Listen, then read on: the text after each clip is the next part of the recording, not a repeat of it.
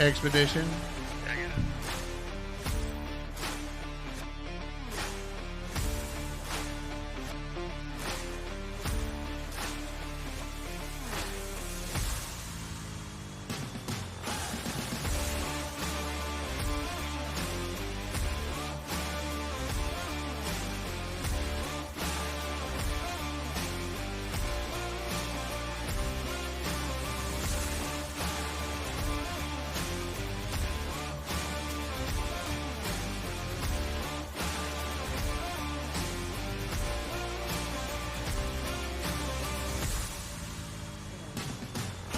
All right. We got a flag down there on top of the production trailer. We got another one on Keith's buggy if you want to stare at that one. We're going to move to our feet. We're going to move our hats, show some respect. We have a local favorite of mine. Miss Missy is going to sing the national anthem live for y'all right now. Oh, say, can you see by the sun's early light what so proudly we hailed at the twilight's last gleaming, whose broad stripes and bright stars through the perilous fight o'er the ramparts we watched were so gallantly streaming, and the rocket's red glare, the bombs bursting in air, gave proof through the night that our flag was still there. Oh, say does that star-spangled banner yet wave o'er the land of the free and the home of the brave? Absolutely awesome. Great job. Hey, and right now we're going to kick it right back down to the production trailer for some prayer.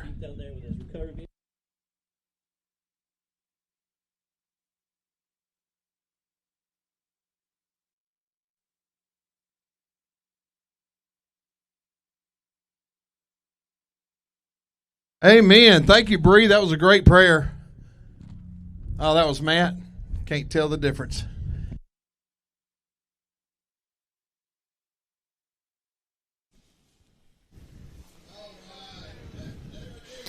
All right. That is the way to kick off the day. And we've got some sunshine here at Wildcat, too. We're getting a great crowd of spectators keep rolling in and are getting lined up here. So it's going to be an awesome day here at Wildcat. Thank you guys for joining us online on Rock Racing TV and also to our Power Sports World audience. Yeah. Hope you guys enjoy all the racing action with us today. I know Matt and I are definitely looking forward to it. Matt, you're going to be racing later today. I know you've been out looking at the hills.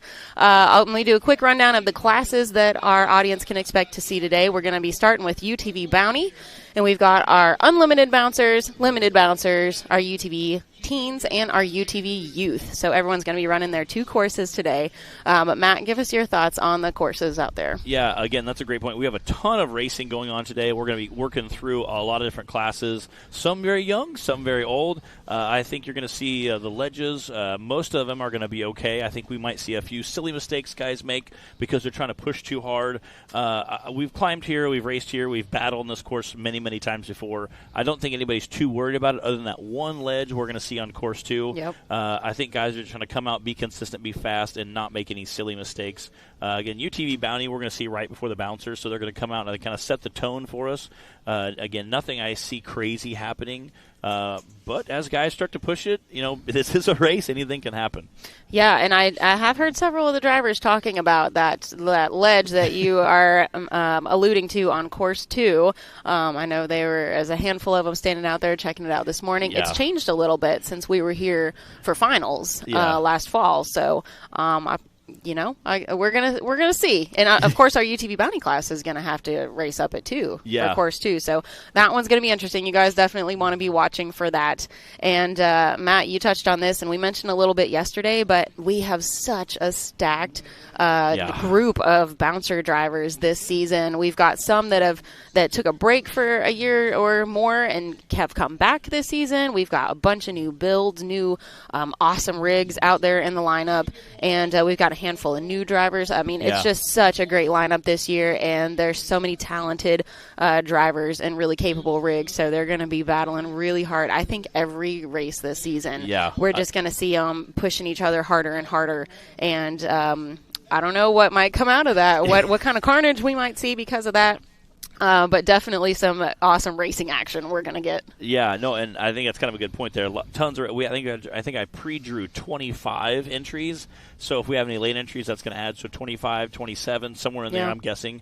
Again, long as everybody's here. I know we had. I think Scott Lemon might be racing, might not today. I was talking to Clyde a little bit this morning, so we'll see if he ends up showing up. I know we have a couple limited bouncers that were pulling in right as we were starting our drivers meeting as well. So again, lots of bouncing action, and like you said, we have some drivers that have returned. We have some newer drivers. We have some OG guys that have hopped back in there. So it's very interesting to see kind of that new school versus old school feel and how it goes. We have some independent suspension. We got Brandon Davis in his Ultra 4, his UFO Ultra 4 car. So it's very interesting to see how kind of different approaches, Timmy going back to independent front suspension with that straight axle rear. I think it's going to be anybody's day. Looking up to soak up some of those ledges, I think you're going to see the independent suspension do maybe a little bit better, but kind of getting some of the bounces on some of those ledges might be faster with the straight axle. So it could really be anybody's game, and I'm just excited that I get a front row seat to that action. Well, you mentioned Timmy. Timmy's back after a year hiatus. He took some time off to go pursue some other forms of racing, but couldn't stay away for too long. We knew that he would miss us here in the NRRA, but he is definitely going to be working hard, I think, to defend that champion that maybe in seasons past has come a little bit easier for him. I don't know. This year, I think he's really got his work cut out for him because the gap has shrunk in the pack. So it's going to be really exciting for all of us to get to watch that. And I've talked to a lot of my friends about, again, that, Timmy, Bubba, Wade, Nick, there's a handful. That top 5 is going to be so unbelievably tight this season. And again, our first race at Windrock, we kicked off. We had a 3-way tie for 5th place. We had to go to combined time. So, I mean, it's very, very incredible to see how tight that racing is. The top 10, I think, is still going to be very competitive. But that top 5 is an absolute dogfight. And again, like I said, I said that before the season started, and then we had a 3-way tie for 5th. So I think it shows really how tight that top 5 is going to be, how hard guys are pushing it. Yesterday we said a handful of times that we're all 104 something. Yeah. And again, to have, a minute and a half long course and still see guys separating fractions of a second is just incredible. And I think we're going to see that today with the bouncers as well. Yeah. So you guys make sure you're tuning in for all of that, not just today, but for the rest of the season too. With that, I know we've got somebody on the line. I think we're ready to go racing, guys.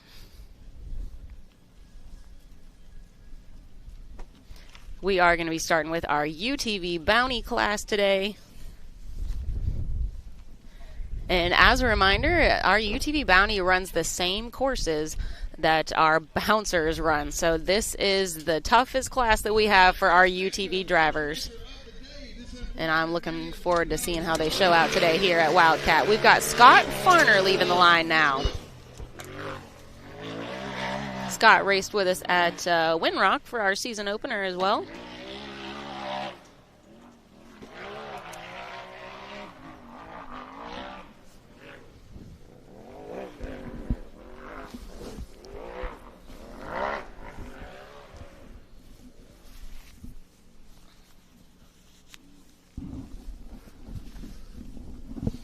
This UTV is one that we have seen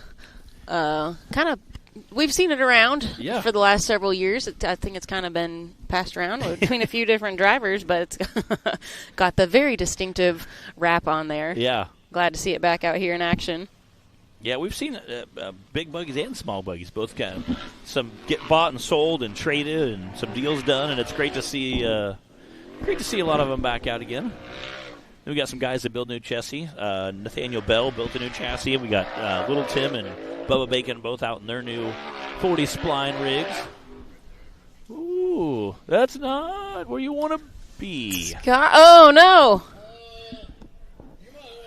Hang on. Hang on. Ah, stink. Dang it. So close. Again, it looked like he was going to, again, that's not where you want to be at, kind of getting on the hill, being a little squirrely. You don't want to get sideways on those Edelbrock edges. Man, we hate to see that for Scott, though. You know, it's not easy being the first one out the gate. Scott was a late entry. That's why he had to go first. So what we do whenever we have late entries, whoever drew number one gets to decide if those late entries are going to go first or going to go last. So Scott got to go first today. But we do hate seeing how that turned out for him. We've got our Amsoil action shot here, though. Let's take another look at what went down.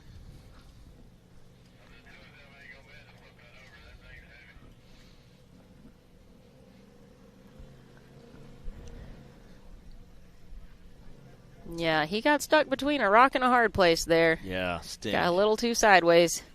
And again, luckily, a very slow rollover, and it looked like he was going to be able to put it back on all fours, but unfortunately not. Well, the good news is there's always course 2. A little chance at redemption and a little more seat time later today. And he does get 10 points just for attempting the course. Now everybody else knows what not to do. I'm sure they're all watching. Again, some guys are also still trying to remember the course. I said walking up this morning, guy, we have a lot of uphill and downhill sections in this. I think we have 3 uphills and 3 downhills, plus several other turns. We'll be going lateral. Those RCV rocks, we'll be seeing guys go across. So I think a lot of guys are just making sure we have course 1 down. Definitely an important factor. There, like you said, a lot of turns, a lot of ups and downs out here, a lot of banners to remember where you're supposed to make your turns. And we do that on purpose. The banners serve multiple purposes out there, both for marking the course and the turn you need to make, marking the course so that no one is taking any shortcuts and everyone is running the same course, and then also for safety if there are any spots on the track that, drivers need to be aware of. There might be a stump or a rock or something, and sometimes we'll use a banner to just be like, hey, you can't run right over this spot. You got to check up here. So they serve multiple purposes out there. Yeah, and again, keeping it fair for everybody, I think we appreciate it. And also kind of letting somebody, sometimes, like I said, marking a hazard, letting, hey, steer clear of this rock or the tree. And also, we want you guys to see all of our lovely sponsor logos decorating the hillside out there. The Mickey Thompson Mountain.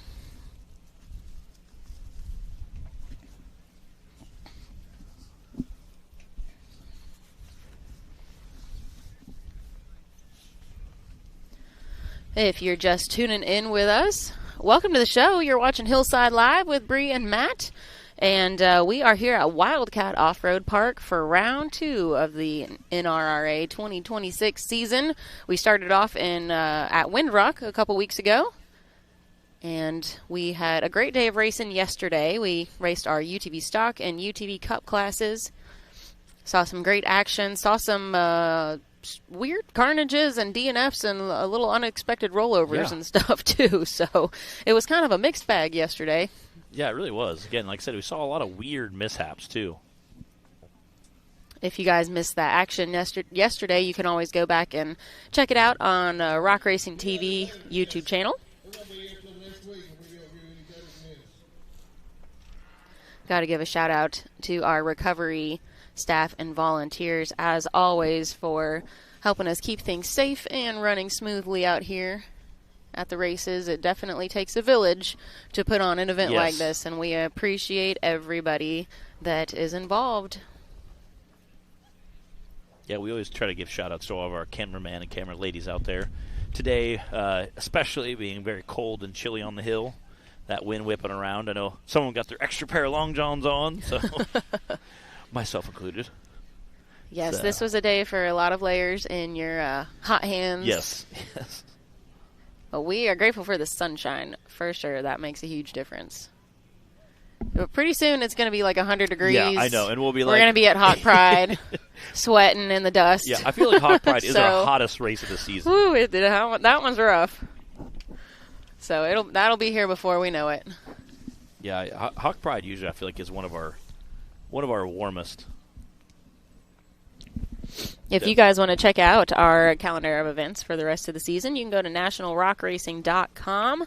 And hopefully there's one that is somewhere near you, and you can join us in person for the racing action.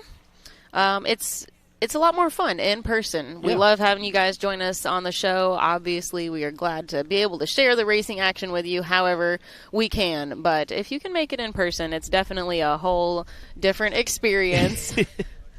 And we highly recommend it. And we do have another look at our Amsoil action shot while they're continuing that recovery. Let's take a look at that.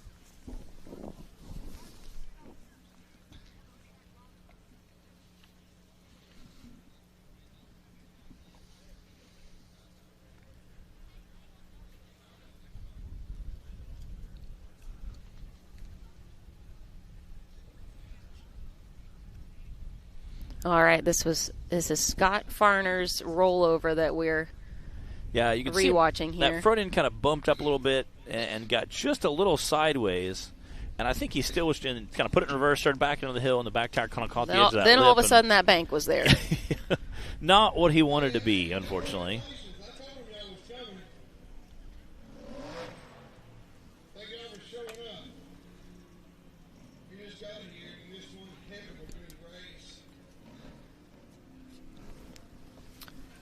Well, speaking of our next events, we will be in Kentucky again at Rush in April 16th through 19th.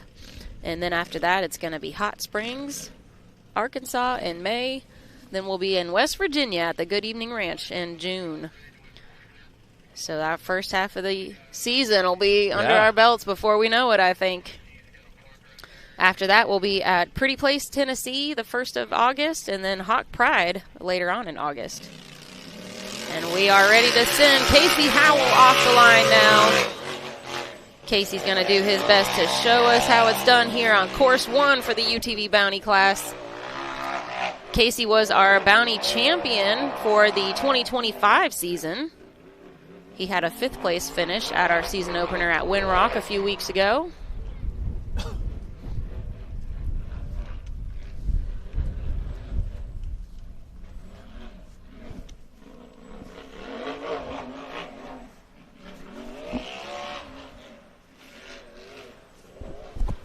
Nice smooth run, little quick uphill, downhill.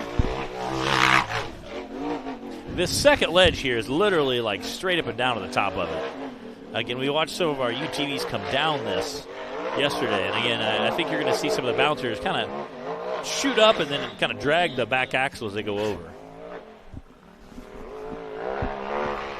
Hitting that very top road section. All right, those Edelbrock edges weren't any trouble for Casey. Real tight downhill section there.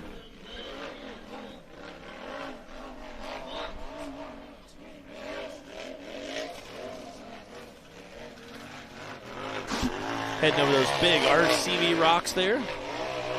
And Casey's coming off a win in the UTV Cup class from yesterday. One of only 2 drivers to be able to one-shot the difficult rock slab obstacle on the course. All right. That's a 95.626 for Mr. Casey Howe. And our first time of the day.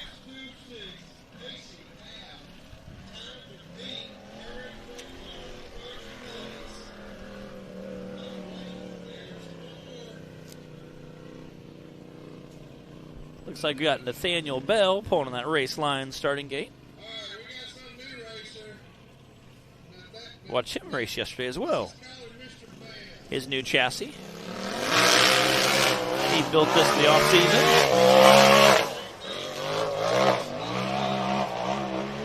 I know he's got a family that supports him, comes out and shows up the races.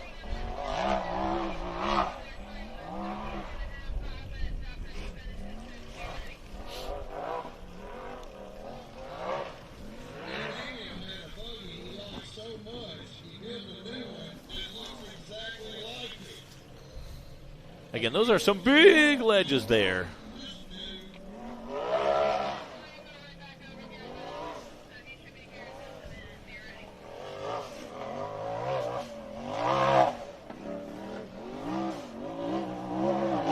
Ooh, again, kind of wheel stated there as he's coming out the top of it.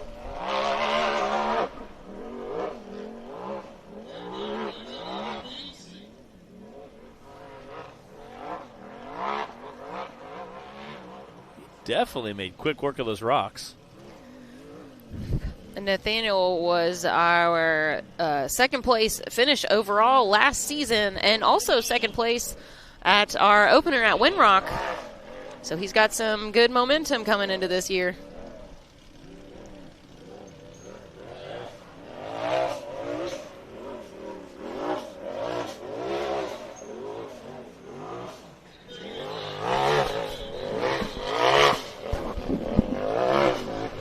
There we go. See what that time's going to be. 99.421 for Nathaniel Bell.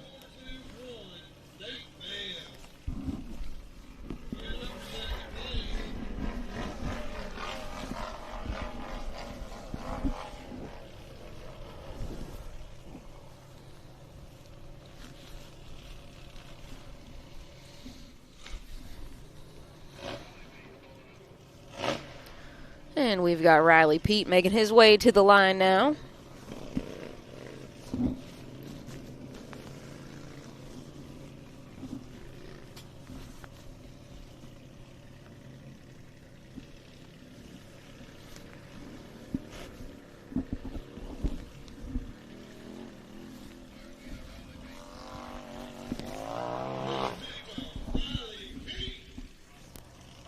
All right, clock is hot.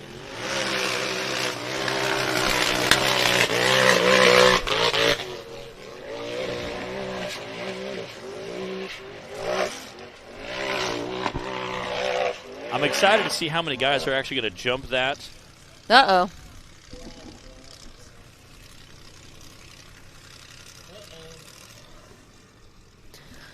Yesterday we did see quite a bit of drivers having difficulties after that jump, coming off that ledge and then landing on the hill.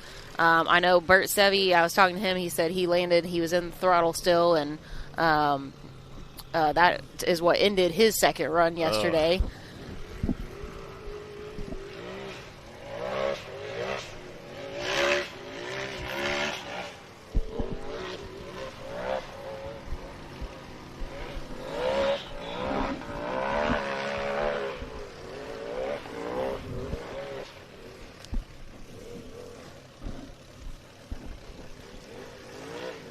Looks like Riley's in two-wheel drive. I said it looks like those two back tires are spinning. So unfortunately, I do not think he's going to be able to complete this course in two-wheel drive.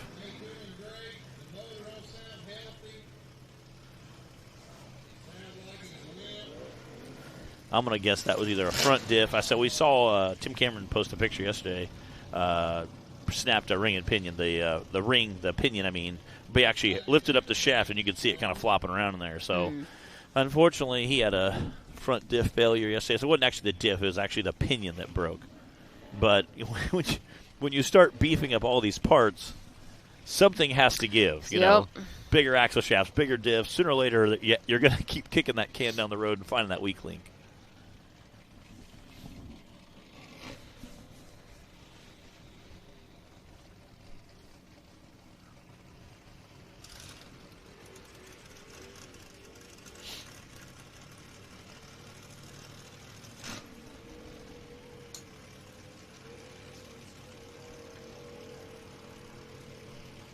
We do appreciate any driver that can get themselves off the course. Very courteous of them. Instead of requiring recovery assistance.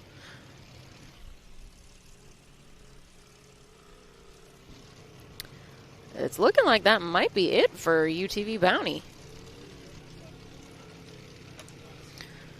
All right, so that means Casey Howell had the fastest time with that 95 And then Nathaniel Bell with the 99. Scott Farner was DNF, and so was Riley Pete, unfortunately. So that is it for UTV Bounty Course 1. We are ready to roll with the bouncers, but we'll do that right after this quick commercial break. This broadcast of the National Rock Racing Association is brought to you by Amsoil, Mickey Thompson, Edelbrock, and SCS Gearboxes. Whatever you drive, however you drive, Amsoil specially engineers lubricants to maximize power, performance, and protection in your vehicle. Our Shop by Vehicle tool takes the guesswork out of picking the right oil and filter for your vehicle. Then choose the best product and packaging option for you and get everything you need to complete the job shipped right to your door for the protection you demand and the performance you deserve. Shop by Vehicle at amsoil.com. Hey, oh my goodness, he neutral dropped it. That's about a 5,000 RPM neutral drop. Yeah.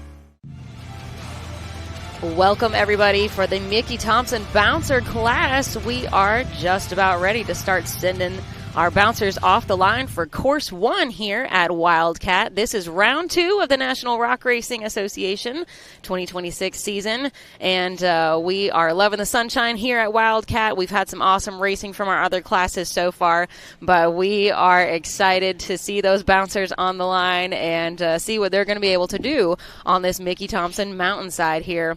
Matt, what are your thoughts real quick as we look ahead at Course 1? Again, very gnarly courses, but we've been here before. We've raced these courses. A lot of these guys are veterans to these courses. I don't think we saw anything crazy, surprising. I think the big surprises of the day are going to be guys who kind of make a mistake and blunder, kind of like we saw with the UTVs yesterday. So I think our big errors are going to be guys who just make silly mistakes. Yep. I think the course isn't really going to beat anybody. I think we're going to see some very fast times, and I'm hoping to see some really close times as well. Oh, I am sure we are going to see that if all of our past races are any indication. I do think that Course 2 is going to have a little bit of a difficult spot. Yeah. It's changed a bit since we were here last fall for finals, the big rock face that they're going to be climbing. So we'll see when we get there for Course 2. We do have a course map that we want to throw up and let you guys take a look at real quick. This is what our drivers get to see. All of our classes receive their 2 course maps a day or 2 before the races, so they get a chance to study over these and then, of course, come out here and walk the hills and even pre-run on race morning. So that's what they're looking at. They're checking out to see where those banners are, where the sponsor banners are on the course, and marking in their mind where they're going to be making those turns.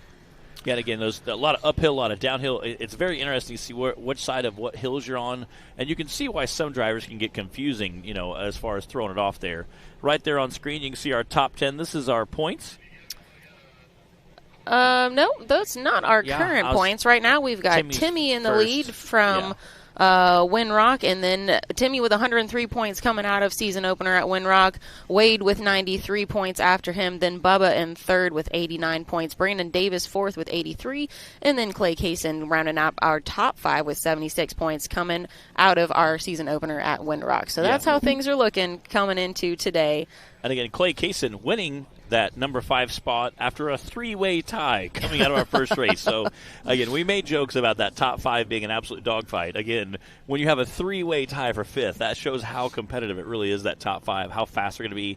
And I think as guys settle in, Wade, Timmy, and Bubba, all 3 of our podium guys, we're all in new buggies. Yeah. So I think you see as those guys settle into those buggies, they're going to keep pushing faster and harder. So I think that top, that podium spot in that top 5 is going to get even more competitive as this season goes on.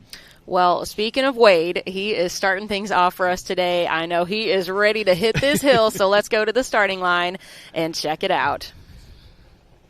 Again, Wade drew number 1, and when I say Wade, I mean I drew number 1 for Wade at our pre-race show, and he has not let me forget it. He has been very ornery this weekend. Because why? He also had number 1 at Windrock. I'll say he was. We were definitely giving him a hard time, having fun with it, but we love Wade, and Wade's a great guy. And I remember back in the UTV days where he would actually want to go first. So, and Wade was kind of being ornery this weekend, saying, I got to pay somebody to get that drawing changed.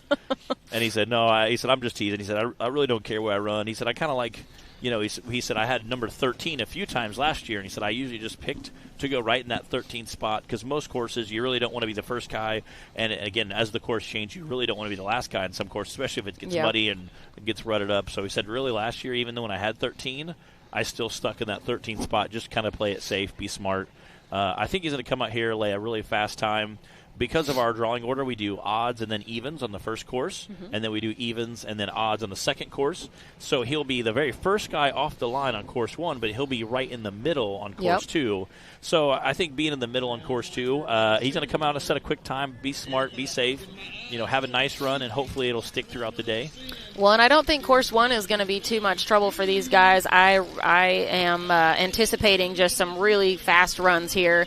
Course 2 is where things might start to shake up a little bit. But, we thought that about Windrock also. So, you know what? It's racing and anything can happen. Looks like Wade is just about ready to send it.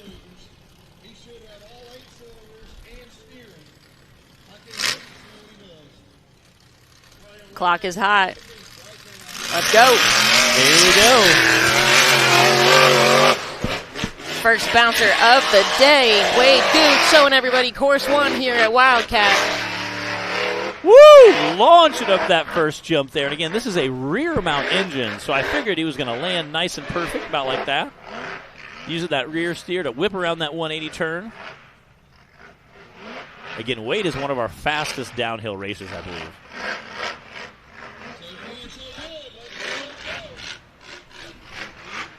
Again, another real tight 180 turn here.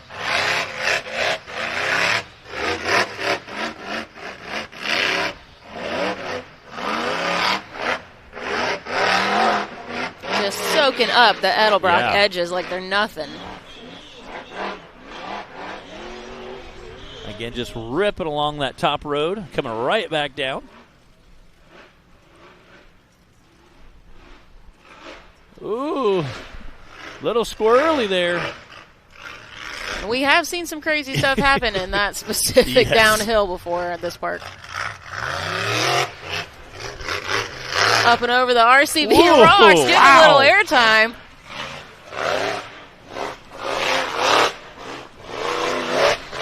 Woo!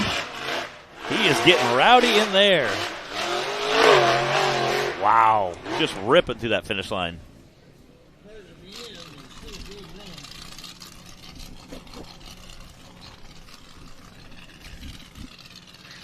Waiting on his time.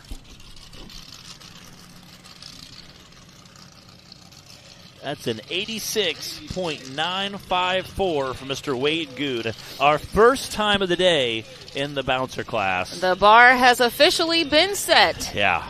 For everybody else. And we do have a full list of drivers today in the bouncer class, really in all of our classes. Yeah, I'm really excited to see. Again, he had some really quick downhill sections, so I think that's going to be a hard time to beat. All right, we got Mr. Ben Driscoll sitting on that race line starting gate. And Ben is driving Misfit. which I believe is the first buggy that Wade podiumed in. Yeah. And once he switched from UTV to bouncers, so we've seen this bouncer do plenty of great things, make some nice fast passes over the last several years. A lot of acrobatics in this buggy. We've seen Ben do some crazy stuff in it, too. That's true. I say we saw him set a very fast time a few years ago in West Virginia, or at Pretty Place. He had an unfortunate downhill section, but left him with the fastest time on course 1. Little repair, though.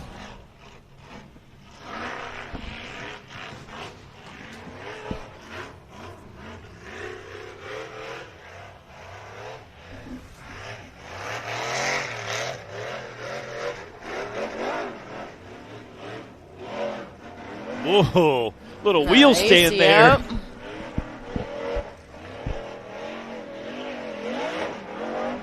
Ooh, try to keep her going straight there. Man, you can hear that buggy just ripping through these hills.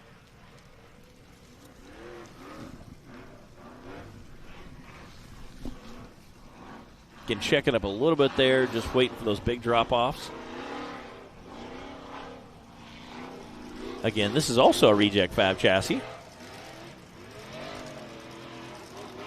First 2 buggies coming out are. Yeah. Ben's been racing this Misfit for 2 years now.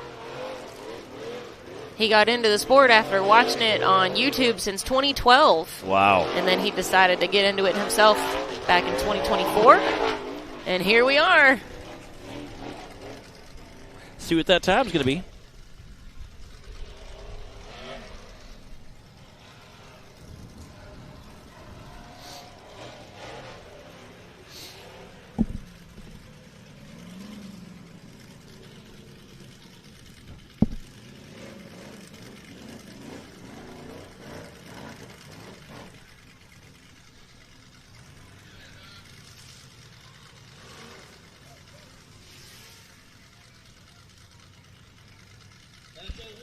.194 for Ben Driscoll.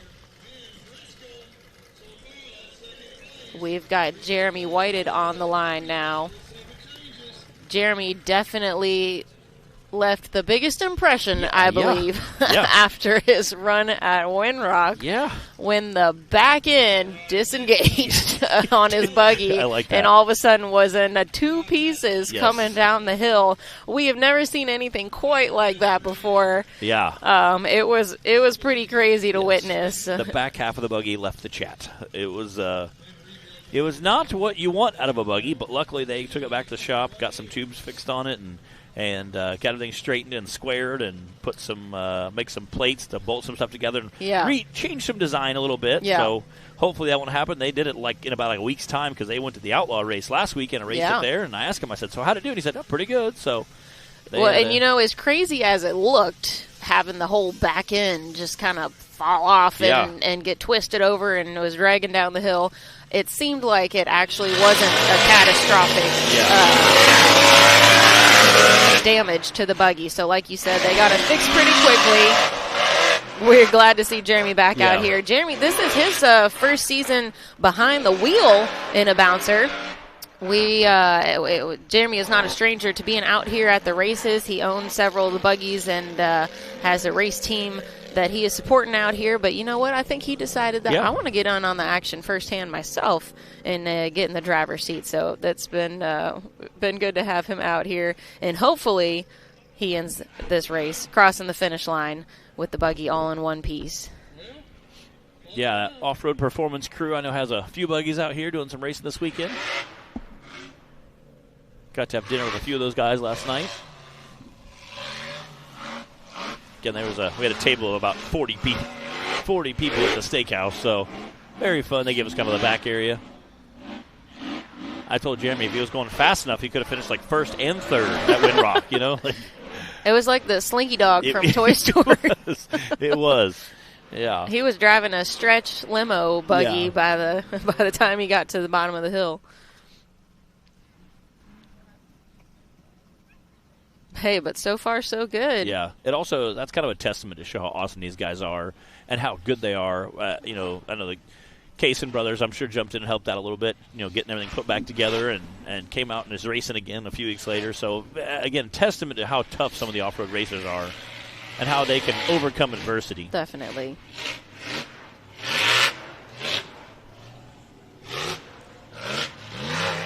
This is the Undertaker buggy that, if you guys have been watching the sport for a while, you might recognize having seen Randall Key behind the wheel. Yeah. This is Randall's old rig. He got real hard on the gas, and then about halfway through that straight run, it cut off or cut out. I mean, honestly, he knocked the whole rear end off the last NRRA race. You can hear it idling still, it sounds like.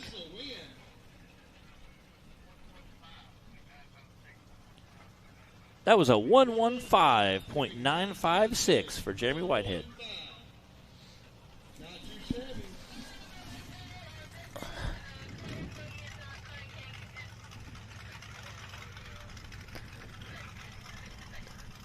Sounds like Jeremy's got some fluid pouring out. He took off and was ripping down that straightaway, and it sounded like the buggy died or something cut out. I'm not exactly sure what happened there, and he just coasted to the finish line. Well, the good news is the rear end is still attached. So yes, I doubt that that's ever going to happen again to Jeremy. Yeah, I would say they probably got that dilemma fixed. I think they got some of those plates. Again, Nick down there checking it out. Nick's pretty good. He can usually diagnose a problem by looking at it.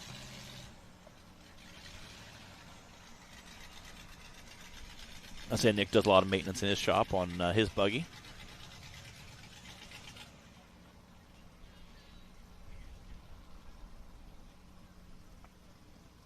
Looking to see what's going on over there. The buggy still moved, so the good news is it's still moving.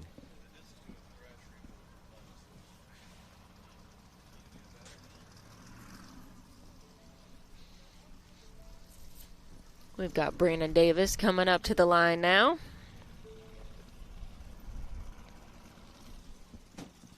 Brandon Davis picked up this UFO car last year. Again, they're pretty famous in the Ultra 4 world. It's an independent front suspension, straight axle rear, mid-mount engine.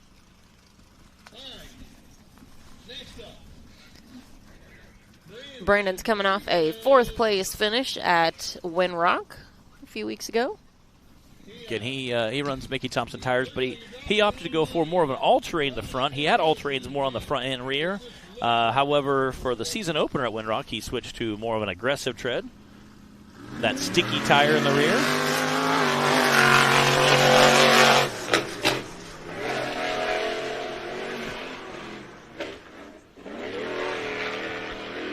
Launched it through there. Again, that buggy just soaks everything up so well.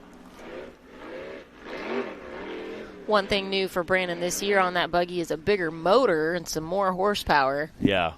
He would talk a little about that last season. They started out with like a LS6 crate motor.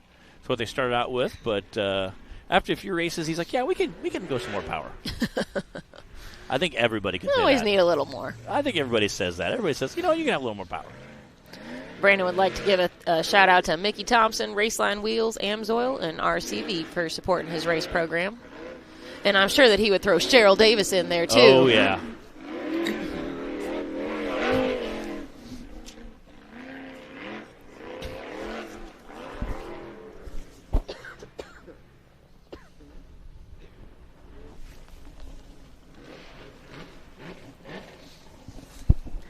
Nice and smooth. Again, that buggy just soaking everything up.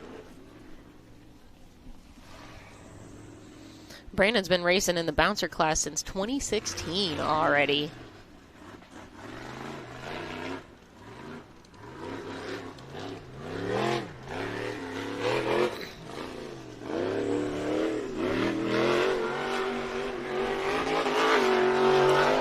Ooh, there we go. Just the kind of good, smooth run we're used to seeing from Brandon. 93.867. Ooh. It's a second place time right now on There course we go. 1. We're just a handful of drivers in on course 1 here for the Bouncer Cup class. If you guys are just joining us, welcome to the show. We are racing at Wildcat Off-Road Park in East Bernstadt, Kentucky this weekend.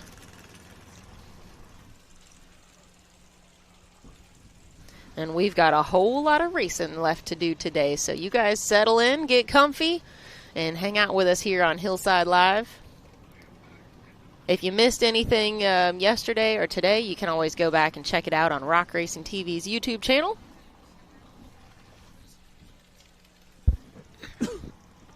Got Blake Harity sitting on that race line starting gate. This is a new buggy to him, but not a new buggy to us. That's right. This is looking a little familiar. Yeah. We've seen him run a few buggies over the years. Again, Blake is a guy that loves to get out and have fun and be a little ornery. I'll say, normally we see Mr. Tim Cameron racing this buggy. This is Hunter Chop. Again, just an absolute monster of a buggy.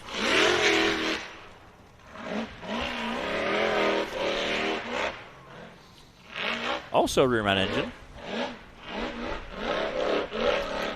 We're starting to see a couple more of those. They're creeping into the lineup more and more.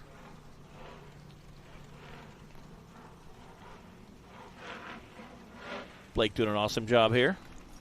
Again, last time he was at this park, we actually cannibalized his vehicles to put Nick Reich's back together. And we tore apart his buggy and when we were here for finals. Johnny's buggy, tore both of them apart, got them all cannibalized, and shout out to those two guys. Not very often you have a guy that says, yeah, you can take my buggy apart so someone else can race, you know.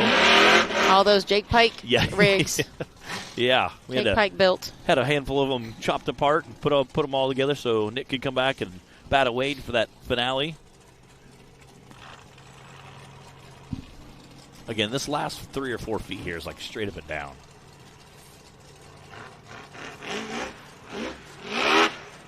Right about there is probably, I would say, the easiest place to climb. The farther left you go, it's more of just a straight edge.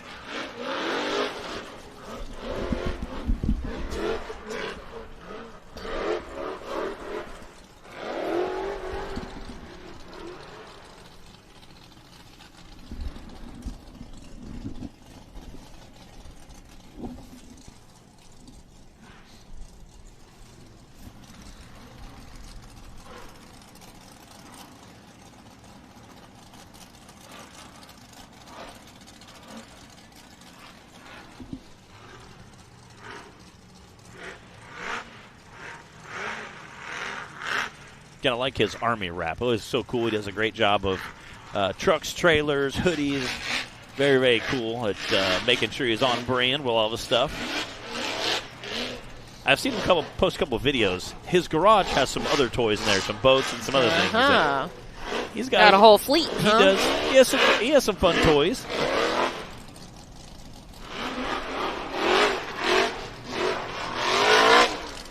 There we go.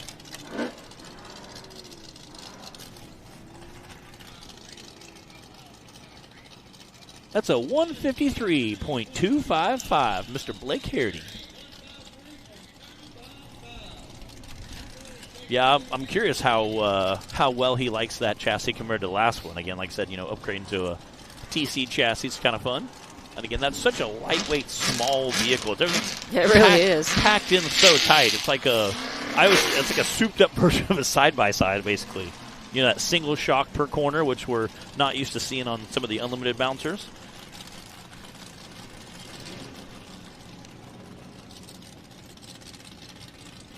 And speaking of things that are too rowdy, we got Mr. Little Tim Bacon sitting in that race line starting gate.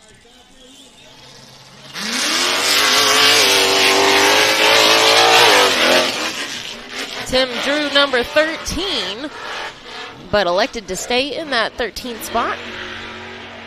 Whoa, letting that big motor soar.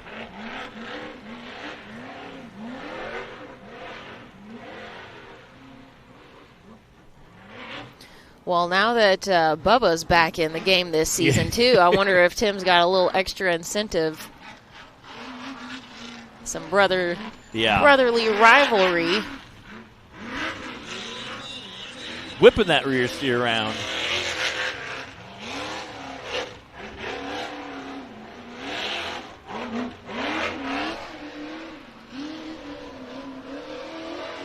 Man, that motor is doing work.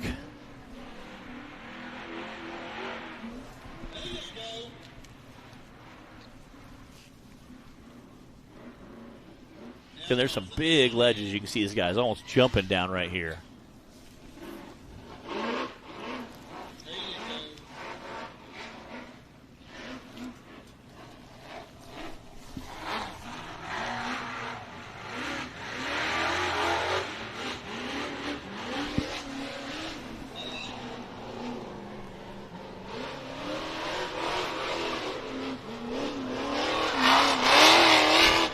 Whipping around the corner.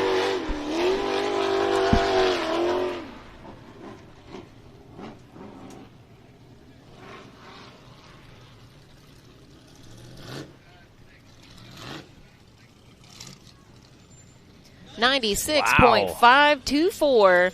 That is third place currently. Not bad, not bad. Wade Good still sitting in the lead. Wade, our first driver out today, set the bar very high for the rest of the pack with that 86.9. Let's go ahead and take a look at our top 5 right now for Course 1. After Wade, it's Brandon Davis sitting in second, Tim Bacon in third, Ben Driscoll fourth, and Jeremy Whited in fifth. All right, Mr. Kenneth Cozine sitting in that race line starting gate. He actually had a steering line fail at Windrock. Was coming around a corner. Again, nothing super crazy. And blew a steering line. He rolled into some tires. Yeah, that was definitely one of the weird ones we had at Windrock. Yeah, I said initially, here you go, watching that jump, there we go. Initially, we thought he had maybe thrown a belt and he rolled into tires, and that's when the steering line blew. But we watched it from some later angles, and I was like, no, the steering line blew before he rolled in the tires. He said, I saw it blow, lost steering, and I was trying to shut it down, but he said I was going so fast. He said it was not able to shut it down before it hit that tire. This is a Sunfire off-road chassis. He calls it Double Down.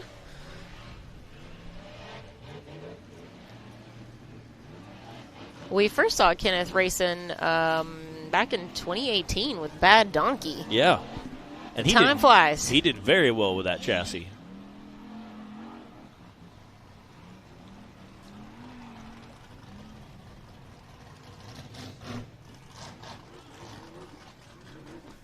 He did very well with that race for quite a while. Yeah, I think about 5 years. Yeah, he did an awesome job with it.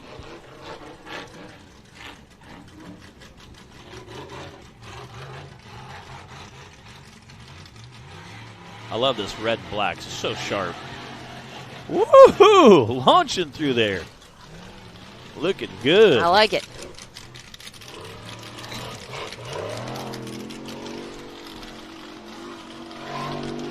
There we go.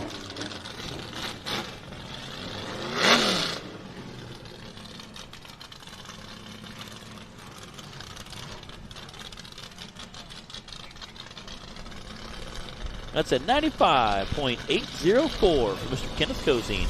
That is third place currently. Wow. That pushes Tim Bacon down to fourth. So right now it's Wade Good, followed by Brandon Davis, and now Kenneth Cozine. But we're only about a third of the way through Course 1 here. So we got plenty of contenders left, including Clay Kaysen right now sitting on the line. Yeah, there was something that was happening. We heard on the radio that he was having some issues getting it started, but it looks like it's going now. And again, I love this purple and white. I love the axle houses white, the axle housing white too. Very cool. You don't often see guys change the axle housing color, so I like that. And again, I'm being teal and white, so I love the purple and white.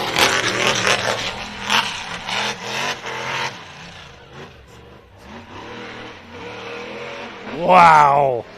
Launching through there. Clay's coming into the weekend after a 5th place finish at our season opener at Winrock.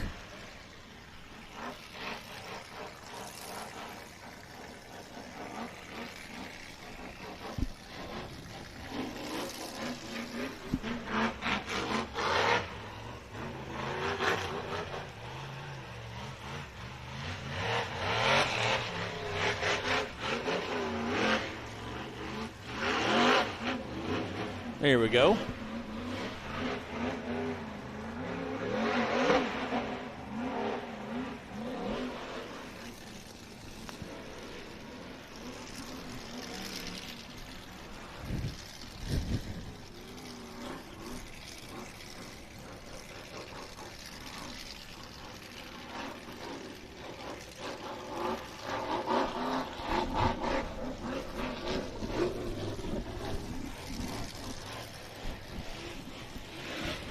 Getting there, getting settled.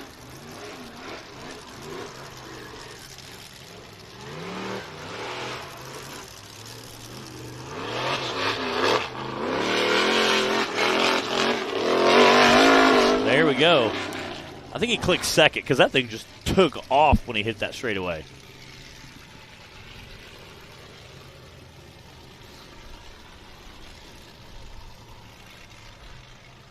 Ooh. Wow. 92.157. That is good enough for second place right now. Nicely done, Clay.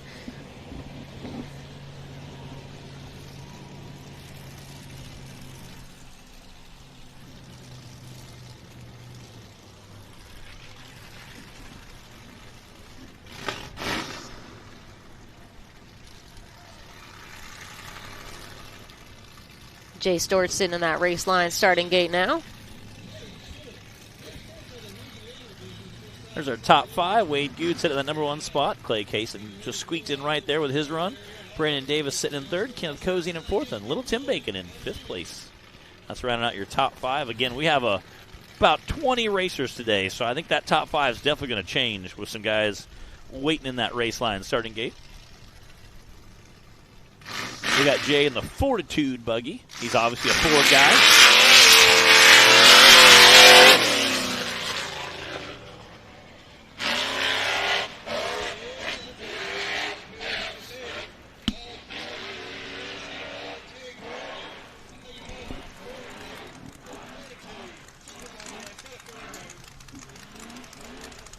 Speaking of the Jake Pike built buggies earlier, this is another one of those.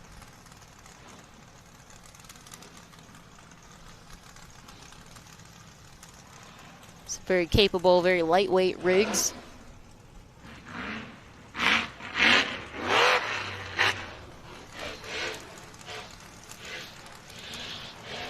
Whipping around there.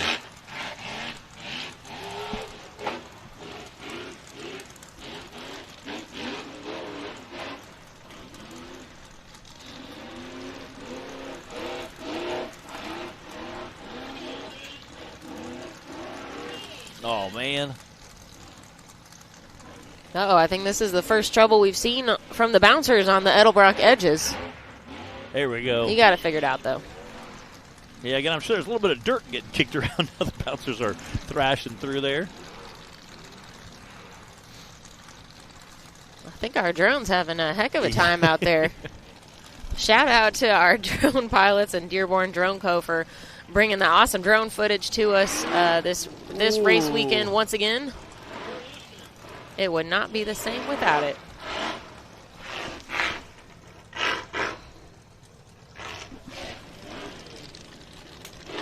Again, swinging wide because they literally have to make a very sharp downhill right-hand turn right here and then head up that big steep rock.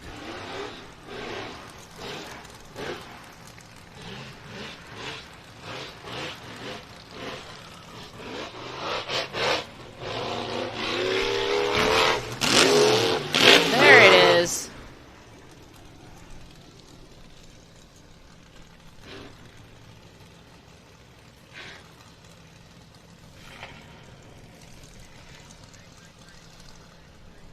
That's a 126.833 from Mr. Jay Stewart's.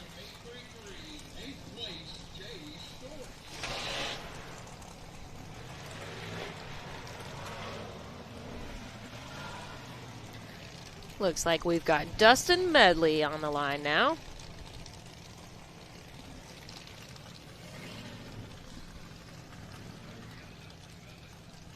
Dustin in that big horsepower buggy there.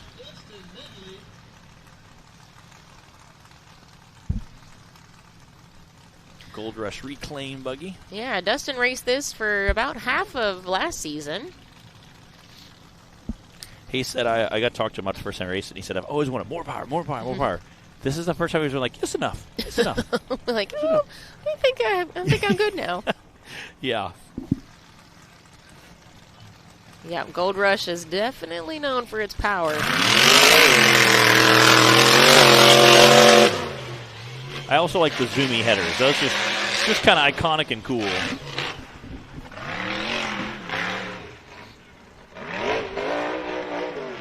Oh. That does not sound good. I think he's in front-wheel drive, maybe?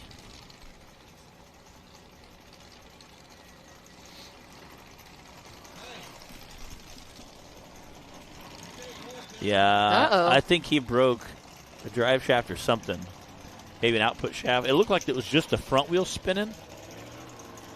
Maybe it's ring and pinion. Oh, this is a tough course one for the off-road performance team. Yeah, and again, a ring and pinion can break in any vehicle at any time. So it's you never know how a day is going to unfold. I know last year they had broke, I think, either a ring and pinion or a diff here in this buggy.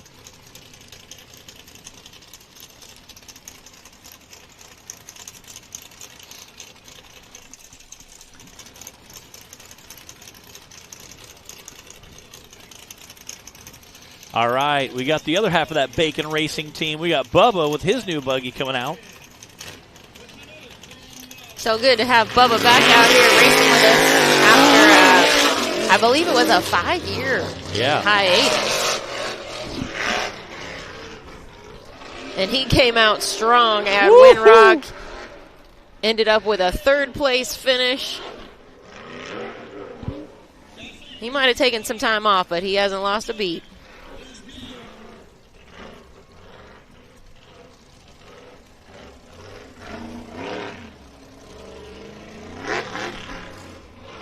I love the color of that chassis, too. Yeah, I was just going to say, that is so pretty. The blue just really shines and pops out here in the sun.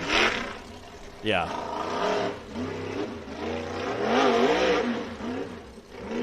Yeah, I think he's 638 cubic inches.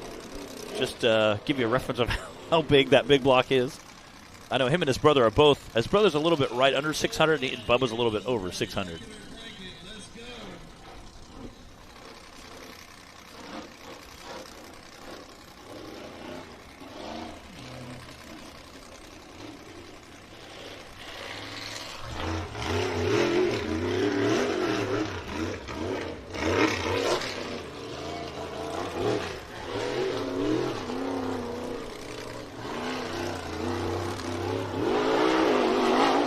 Good run for Bubba. Let's check his time.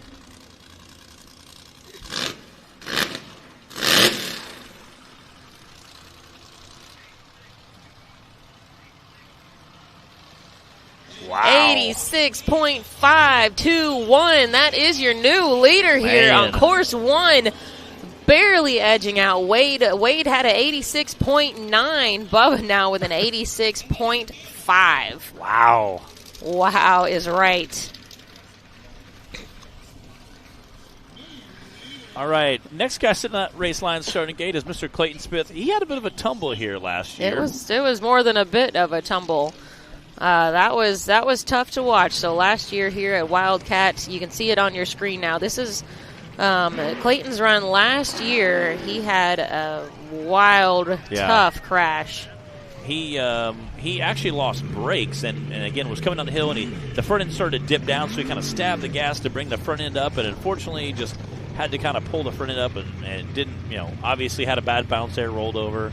Hate to see that. But he's back racing with us again, so it's awesome to see back at the same park racing the same course. So it is. We are so glad to have him back out here. He did have to take some time last year and recover and heal from that crash, but man, he is one tough cookie because he's back out here again, and we are glad to see it. I don't know about you, Matt, but that's not an easy thing to come back from a crash like that. Yeah, there was a few rollers that race last year. So. It was that just goes to show how tough our drivers are. Yeah.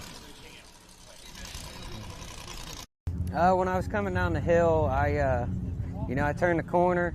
I was in second gear. I pumped the brake one time, realized there wasn't much slowing me down.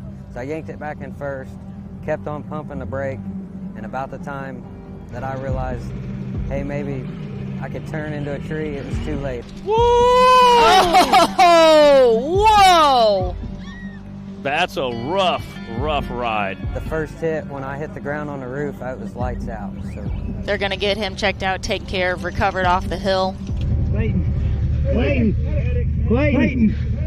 He's moving a little bit. He's coming to me, Clayton. Recovery, it was long, a lot longer than I wanted it to be. And, I left here that day in a helicopter, made it to UC, and they told me, hey, there's a fracture in the back of your neck, 2 spots, the C3 and C4.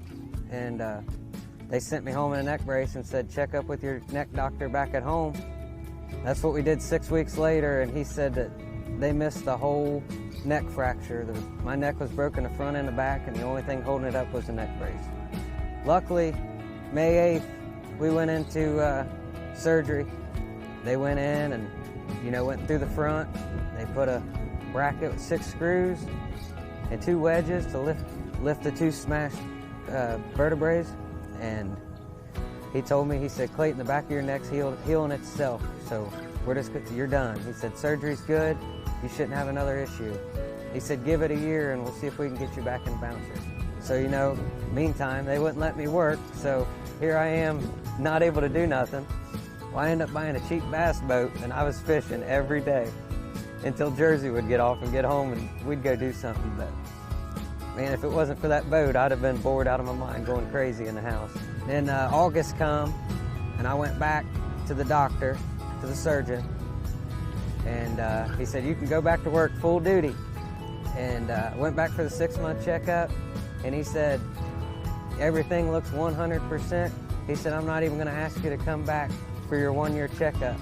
I said, can I race again? He said, do whatever you want to do as long as you're comfortable with it. So really, I'm back 6 months earlier than it was ever planned to be. And as of right now, everything's, holding together.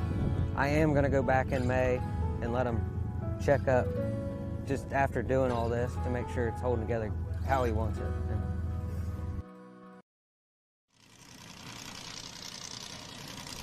All right. We are so glad to be able to share that with you guys. And, man, that was a long road to recovery for Clayton, but we are so glad to see him back out here again. He is leading the line now.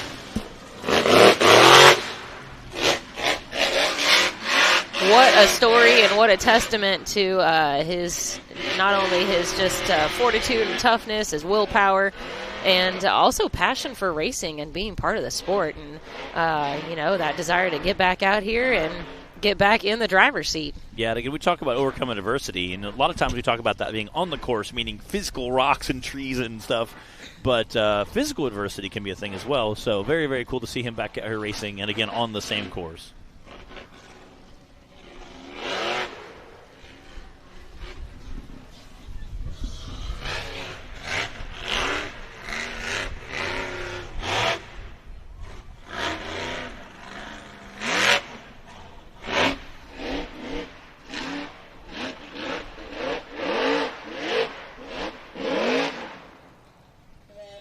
Dang it. You've got a little bit of a low belly there. And again, that's the kind of the cool part about having a low belly is you have a really wide, very low center of gravity. Unfortunately, you get hung up on some of the rocks like this. But Well, and it was Gold Rush that we saw Clayton racing in out here last year. So this is, it takes a little time to get used to a new rig as well. We don't want him to do what Scott Farner did earlier on this course, though.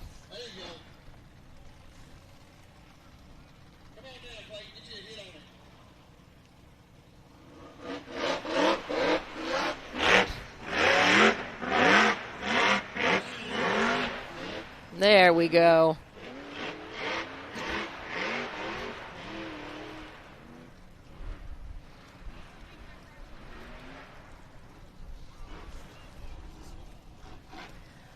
This is the same spot that he had his tumble down last year. Looks like he's taking it nice and easy. No problems at all. Glad to see that.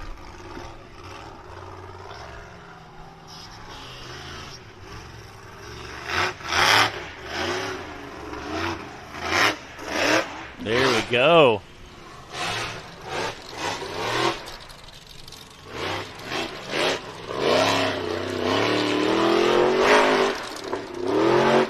Awesome run.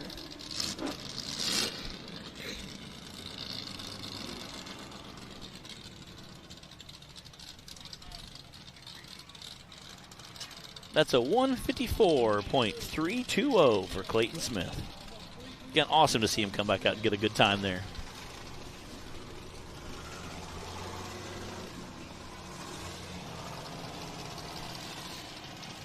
I think I might have just said, I'm going to take up golfing or something I'm after a wreck like I'm that. with you. So for him to be able to not only just recover from it, but come back out and get back in the driver's seat and back on the same course and same park, that's awesome. What's some of our youth class, pie tester,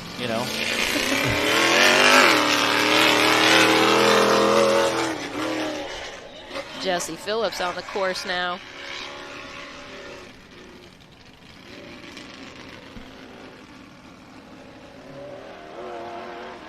And that is a long, steep climb.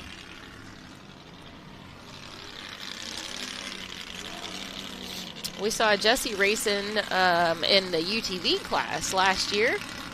This is his first year in this buggy. He calls it Outplayed. Another reject fab build.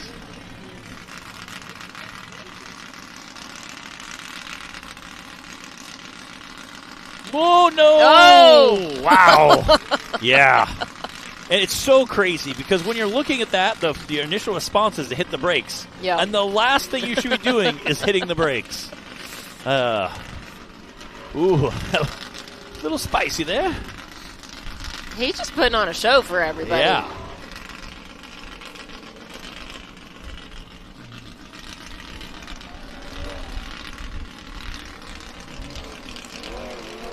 There we go. And it's a little different to go from the UTV class Yeah. to the bouncers. Yeah. So- Much different rig. Jesse doing an awesome job out there and Outplayed.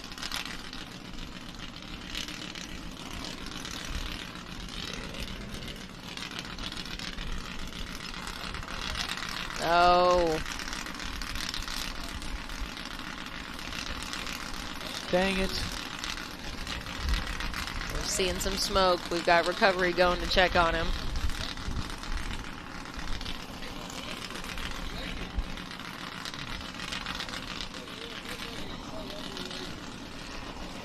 I hear it running, so I'm not sure exactly what happened there, but there was a ton of smoke.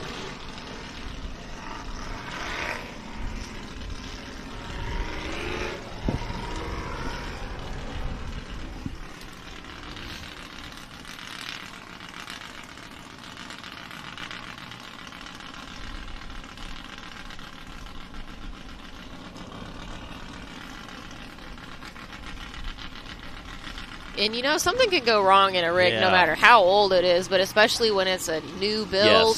Yes. And you're still working out the kinks. It looks like Jesse's going to go ahead and he's playing it safe and pulling off the course. Going to go back to the pits and assess what's going on there. Tough day for Off-Road Performance Team, though.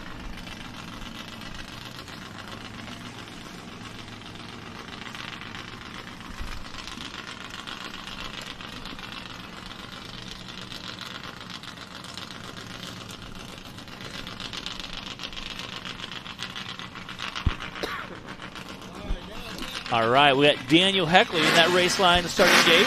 Clock is hot.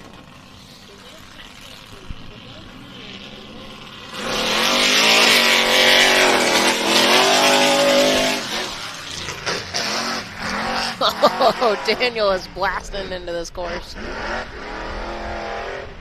Just launching up that hill.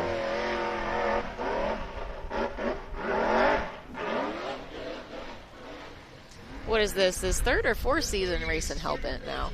I want to say fourth. It's been a while. We know this is one of the most winningest bouncers out here. Yeah. Tim Cameron chassis. Daniel also putting it through its paces.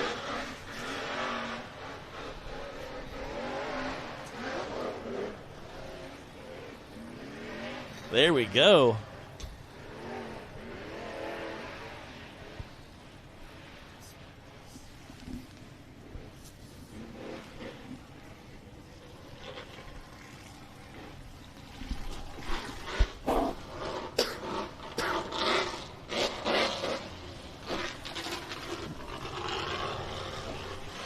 Again, using that rear steer to kind of whip around that 180 turn.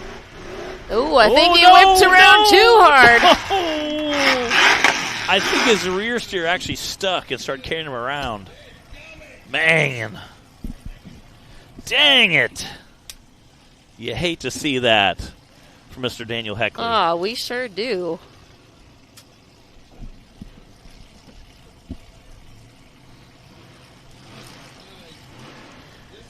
I'll say it looks like they're going to have to get some recovery equipment out there and get him all put back over on all four wheels again. That's a very heavy buggy to flip back over. You're not gonna flip that over to the couple of buddies. All right, we got our Amsoil action shot here. Again, this weekend is presented by Amsoil. They coming around again. That is a really tight hair turn. You can see the rear steer, and it looks like it just keeps on going around. Yeah, you can see it still. He grabs it to kind of bring it back, but I'm not sure if the button's stuck open or maybe a valve. Unfortunately, not the run he wanted. Oh, man. That stinks. Again, shout out to our recovery crew out there getting everything done.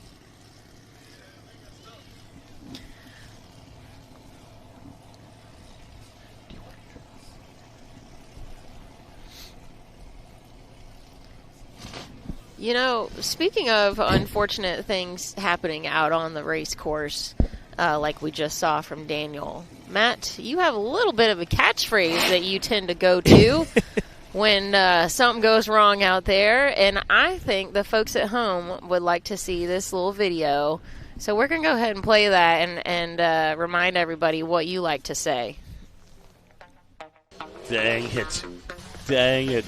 Dang it. Dang it. Dang it. Dang it. Dang it. An awesome rig. I love his paint scheme, too. That kind of orange and black camo. Oh. Dang it. Whoa.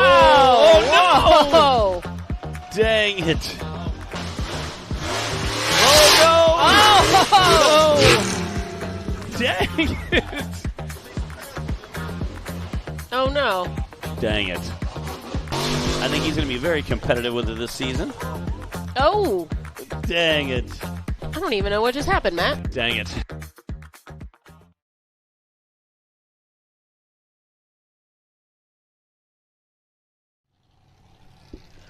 All right, so I think you need to get stickers made, Matt, or something. Yeah, you gotta. I feel like that's all you can lock say. Down that catchphrase. whether you're watching it happen or you're the guy in the buggy driving, I think you're like, that or stink. I say stink a lot, like stink. You know, I think that's about all you can say when you're sitting either like Daniel on the course right now, being like, dang it, you hate to see that. It's such a bummer, but.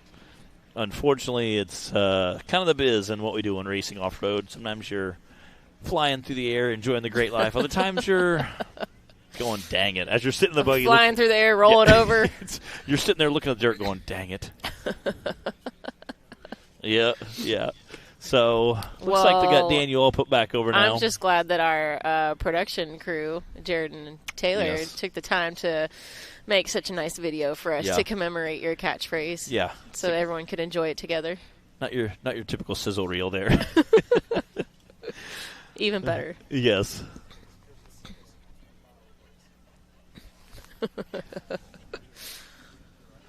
Oh, looks like they got Daniel back on all fours. We are 2/3 of the way through our list of drivers for course 1 of the unlimited bouncer class.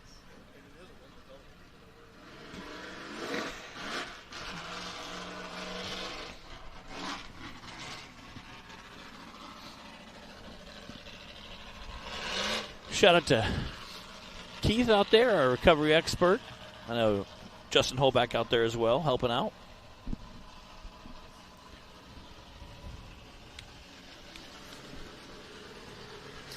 Thank you guys all for joining us on this lovely Saturday. We like having you here with us on Hillside Live. Hope you're enjoying the racing action just like we are. Look, you can see Daniel crab walking across the screen there. Definitely having some rear steer takeover issues. Yeah, again, one of the benefits of rear steer is being able to use it on course, whip around those great angles. The downside to rear steer is every once in a while you can have a valve stick open or you can have a fitting that goes bad, and unfortunately sometimes when it does it looks at it. But again, there's our top 10. Bubba Bacon sitting in that number 1 spot, just barely squeaking out Wade Good. Clay Kaysen sitting in 3rd, Brandon Davis sitting in 4th, and Kenneth Cozine wrapping up top 5. And we've got Little Tim, Bacon, Ben Driscoll, Jeremy Whited, Jay Stortz, and Blake Harity finishing out that top 10 for us. We've had only a few DNFs so far. Looks like about 3 DNFs here on course 1. Not too bad, all things considered. Yeah.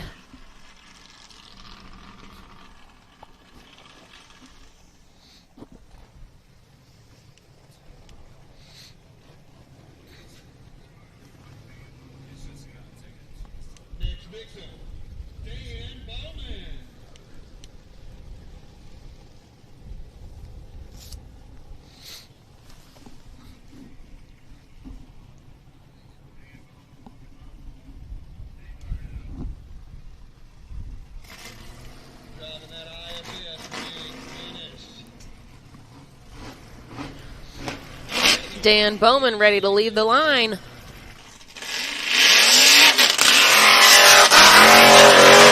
In this crowd favorite Menace buggy that we watched Brandon Davis race for several years. Again, this buggy has definitely been a menace to this field of drivers for quite a while. So, again, being IFS, Dan is, I think, going to have a lot of fun with it. Kind of soaks up some of those lumps we talked about. Whoa.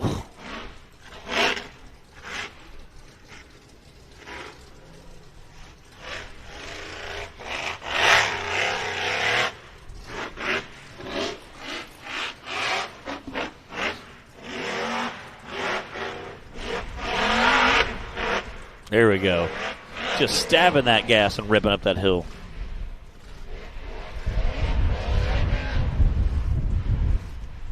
Dan's looking pretty comfortable in this rig.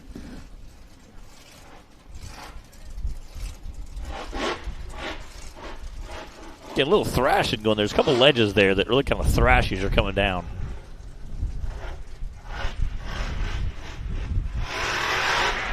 I like these like drifting on top of a rock right now.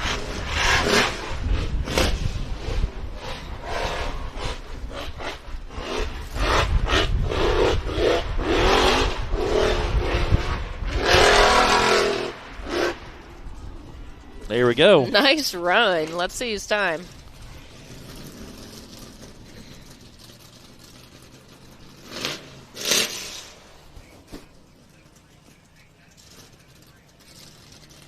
.732. That is a 3rd place time right now on course 1. Nicely done, Dan Bowman.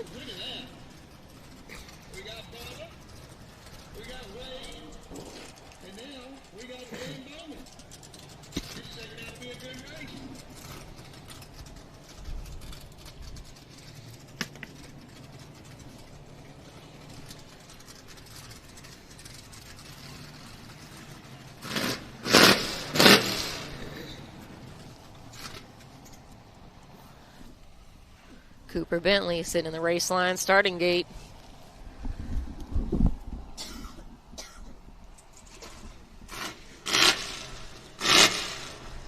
They've had a handful of trouble with this buggy so far this season, getting everything dialed in and tuned in. So we saw them in a rental last week, or last race. But I think they got it good to go now.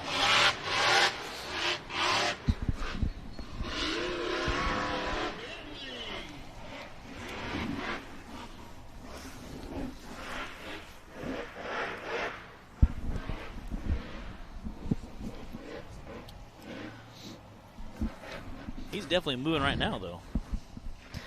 Cooper raced hard last season and finished 3rd overall. He's got some stiff competition this year, though. Yeah. Yeah, we've seen him before leading the entire series. Yeah. Yeah, we know what Cooper's capable of. Like you mentioned, though, they have been having difficulties both with the big bouncer and the UTV. Yeah. And it's kind of some weird issues, too. I got to talk to Cooper a little bit, and it was not something you would typically see that, guys having. But yeah, it makes it a little hard to get into your groove and be consistent. Yeah.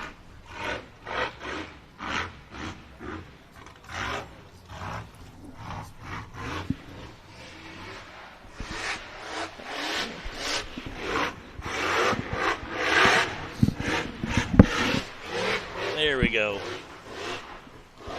Ended up with a nice time here.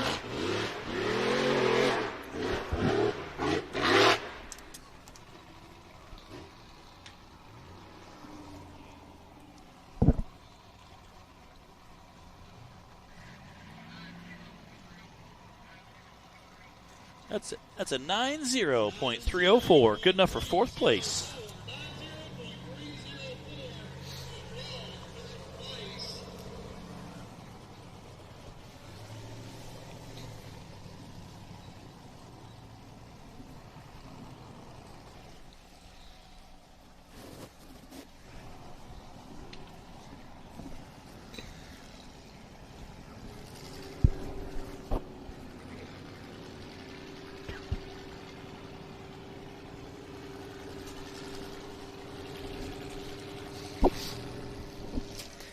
Ethan Jones coming up to the line now.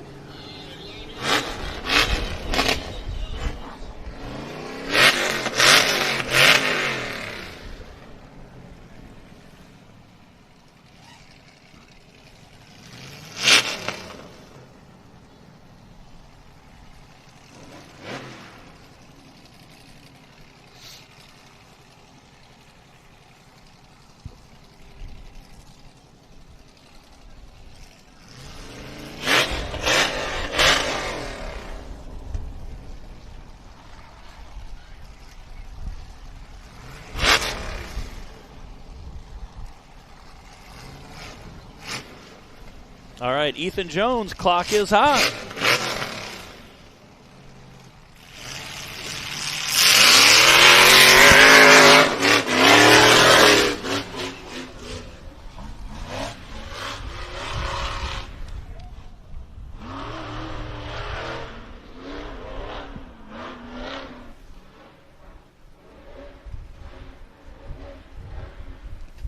Nice smooth run. Again, good quick uphill section there.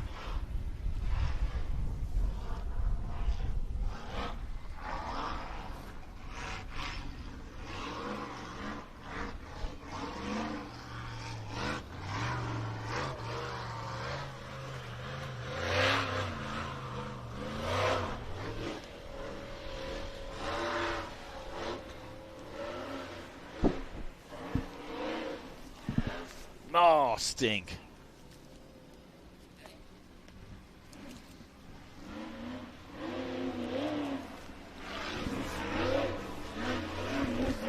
There he goes.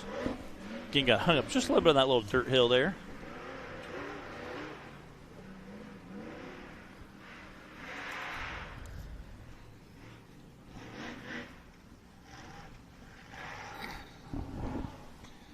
Again, taking his time, checking up a little bit there with that big drop off.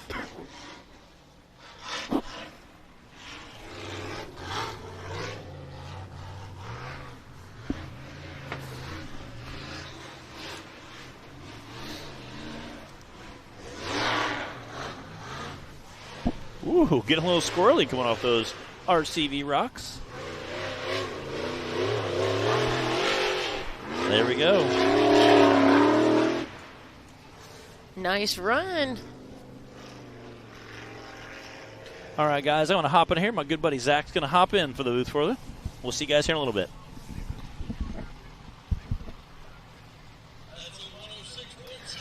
106.092 for Ethan Jones.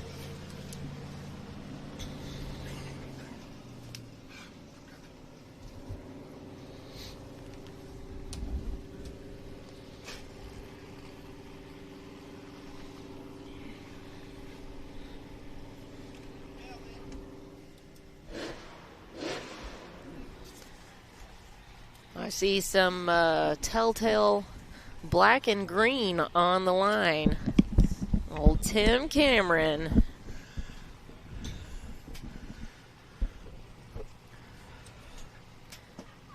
The time to beat right now is that 86.5 from Bubba Bacon.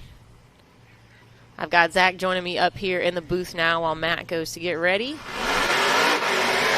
Oh, my goodness. Tim Cameron. Absolutely floating. Oh, my goodness. It's not even fair. Bubba, he sent it on that, too. I was telling him out there. I said, man, if you've seen pigs fly, you just saw Bacon soar.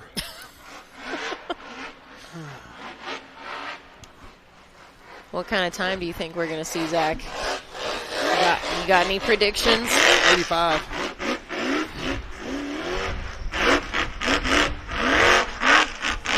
I haven't seen the bobbles yet, but I mean he's right on right now. He's getting it. His downhill's increased so much in the last 3 years. He's a different racer. Tim knew he had to step it up to be competitive with the changing of the courses and the types of drivers he was facing. Wade Good's one of the ones that set the precedence on you can't, lollygag down the hill. Yep. Yeah, Matt and I talked about that a little bit earlier, how the gap between Timmy and the rest of the pack has closed a lot in the last few seasons, and these drivers are going to be pushing all of each other hard all season long. I think it's going to make for some really exciting racing action and really tight times this season. Speaking of times, let's see what Timmy got.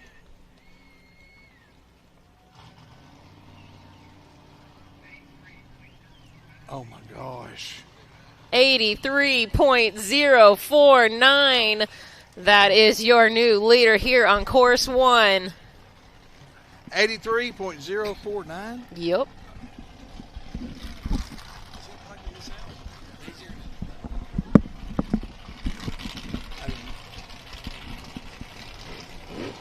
Cool. What do y'all think about that? I mean, that is unbelievable. How smooth he is, that jump, and that a lot of time was made up in that first uphill section where people are trying to double, because I've seen people halfway jump them both. I've seen people roll the first one and jump the second one. But when you come in and just let her eat, you take that hard hit so you can build speed, just let it sail, it makes a big difference.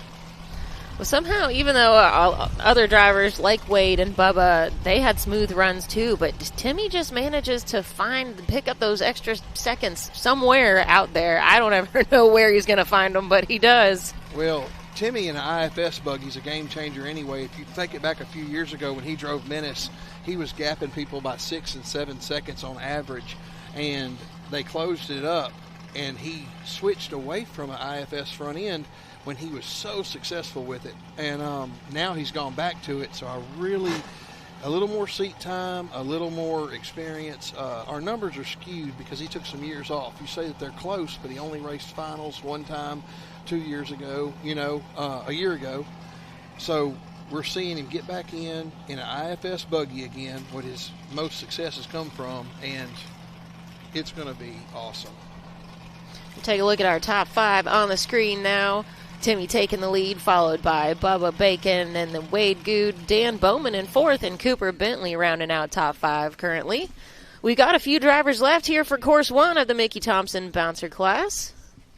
Hey, and way to go, Dan Bowman. Who else has Heck yeah. just really stepped their game up? And again, IFS rig, first time this year he's running Menace, and I think he sees a big difference and a big advantage, especially small ledges. They eat them up and allow you to get back in the throttle so much sooner.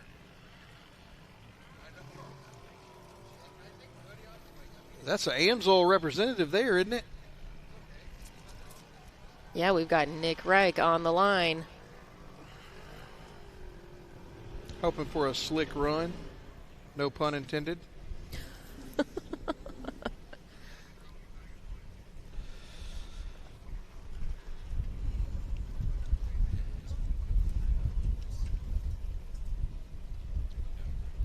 We're getting our drone reset before we send Nick off the line.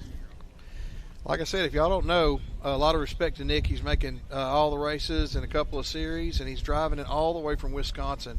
I wouldn't live there, much less drive from there. And, I mean, this cold weather is probably going to make him race even better. I wouldn't be surprised if he beat everybody out. This is home. Well, last night we were all sitting around doing dinner and stuff, and the Wisconsin folks were talking about how cold yesterday was, and I said, all right, I feel a little better now. I don't feel like such a wimp, you know. If the Wisconsin guys are saying it was cold, you know it was cold. Oh, man. I've hung out with those guys, and I'm going to tell you what, they're cheesy. Not like you, Zach. I'm punny. No, we have a lot of drivers that make long hauls to be at the races. You know, we race all over the place, as far east as West Virginia, as far west as Oklahoma or Missouri or wherever we're at in the season.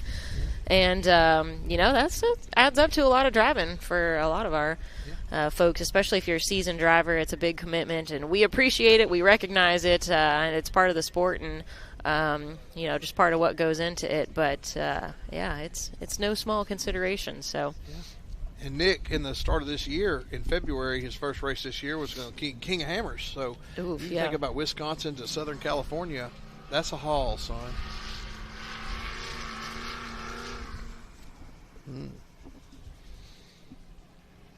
I think the TC buggies and the Reject Fab buggies are running a close race this year. How many are there? I've seen everything from... We have to tally them all up now. Yeah, we got to count them up. That's a whole nother race in itself. Yeah. There. Battle of the Builders.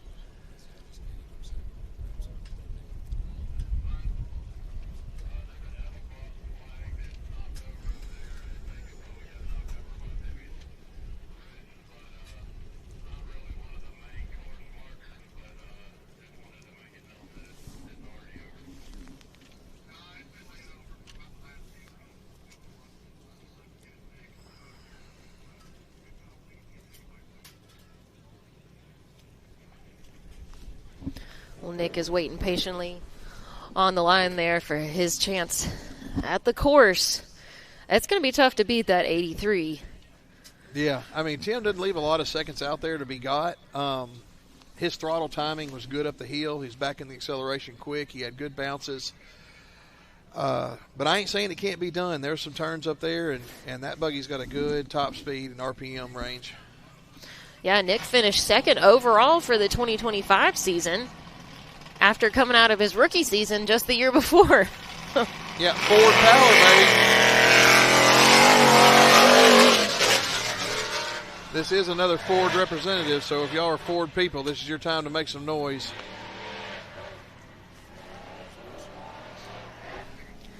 And another Jake Pike rig. We're going to have to start tallying those up too, Zach. Mm-hmm. Yeah, they're a growing number, and I think Jake Pike's building full time now, so hopefully we'll see some more of them, and I hope so, because if you get a chance to look at his craftsmanship, his welds, the chrome moly chassis with the TIG welds are the most beautiful among all the buggies built, in my opinion. His just got a real talent for it.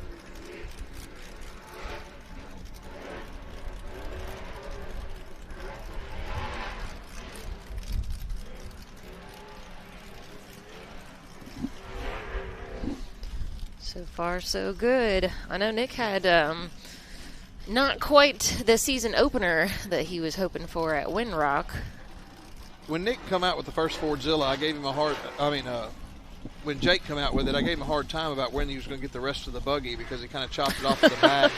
And I'm not a big fan of that look, or I wasn't to start with. It's starting to grow on me. And even Tim, if you notice, his new buggies have gotten a little shorter in the rear. And there's got to be a benefit to weight distribution when it comes to that design.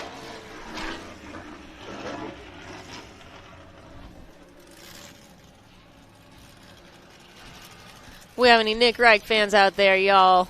Show him some love. We have 3. Yeah, that was a little bit of a wild last run through the finish line there, waiting to hear his time. 8.6429 is what I heard.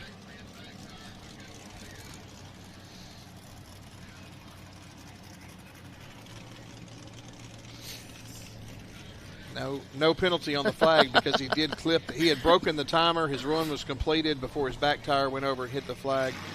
And 9 times out of 10, we wouldn't penalize a driver for that anyway because that's not in their control. That's a loose, out-of-control jump on the rear end due to a rock bounce. It's not anything intentional. The flags are there to make everything fair, keep people from cutting courses, and to give drivers markers to work off of, not to just take points from people for unnecessary accidents. Yeah, so that was an 86.429. Solid run from Nick Reich. We've got Chris Grigg on the line. We've still got Matt Holt, Connor Flynn, and I've got 1 or 2 more on my list, but I'm not sure if we'll see them on the line or not. We'll all find out together, Zach.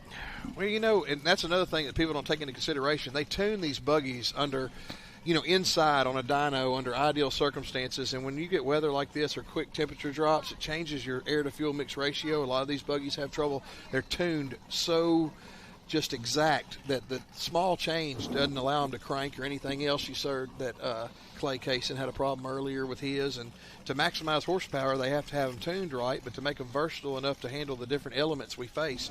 Rain is a whole nother factor when the filters get wet and they change the volume of air that the intake's able to take in.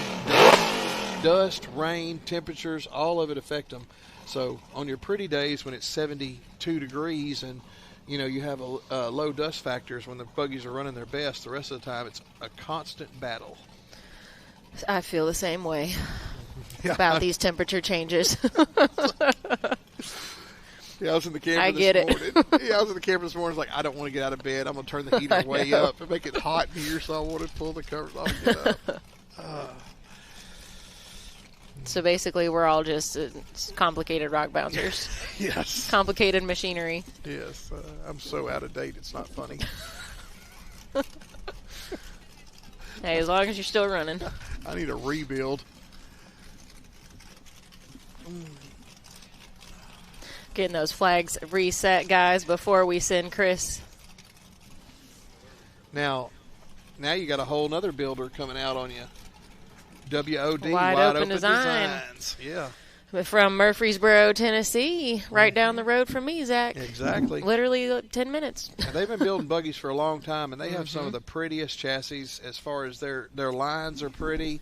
They're super they're trail buggies usually, and they've got a couple they're capable of building race buggies as well.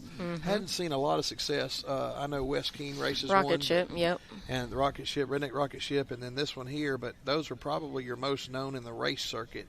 I used to tell people it's by far the prettiest in the parking lot.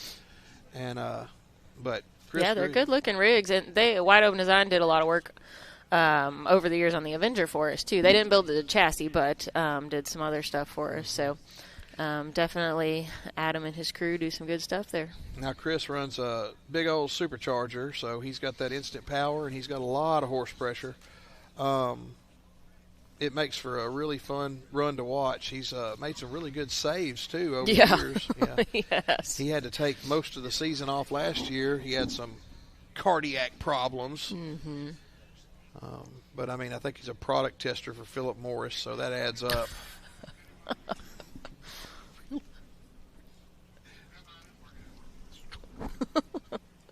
Well, we are glad to see him back out here this season. Chris, another one that makes some pretty long hauls for the races, coming out of North Carolina, Kernersville, North Carolina.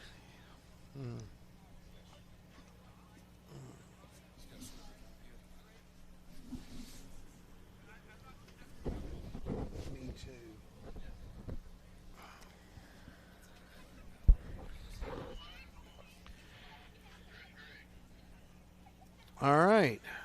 This copper top looking buggy. Chris Grigg.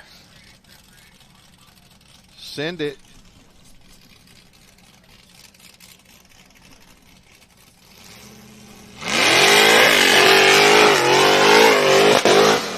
Yeah, Chris had his work cut out for him a bit after our season opener at Windrock.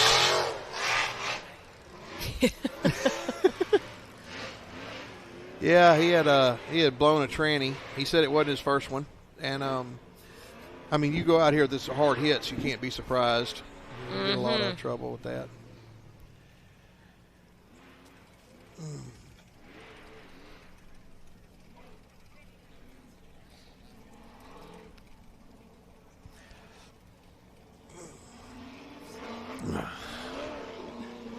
There you go.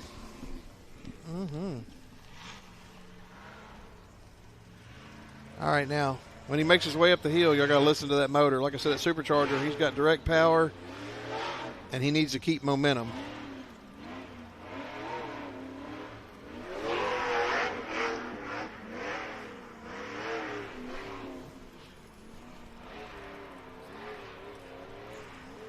Yeah, that was nice and smooth. All right, what goes up must come down. Well, you know, as I like to say, Zach, it's all downhill from here. That's how he rolls.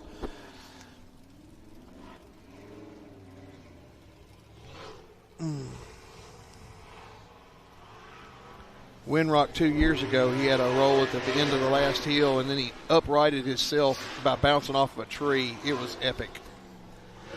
We've seen him do a couple times with some, you know, monster truck stunts, spinning himself around somehow, getting back upright. That's always fun to watch. All right, survey says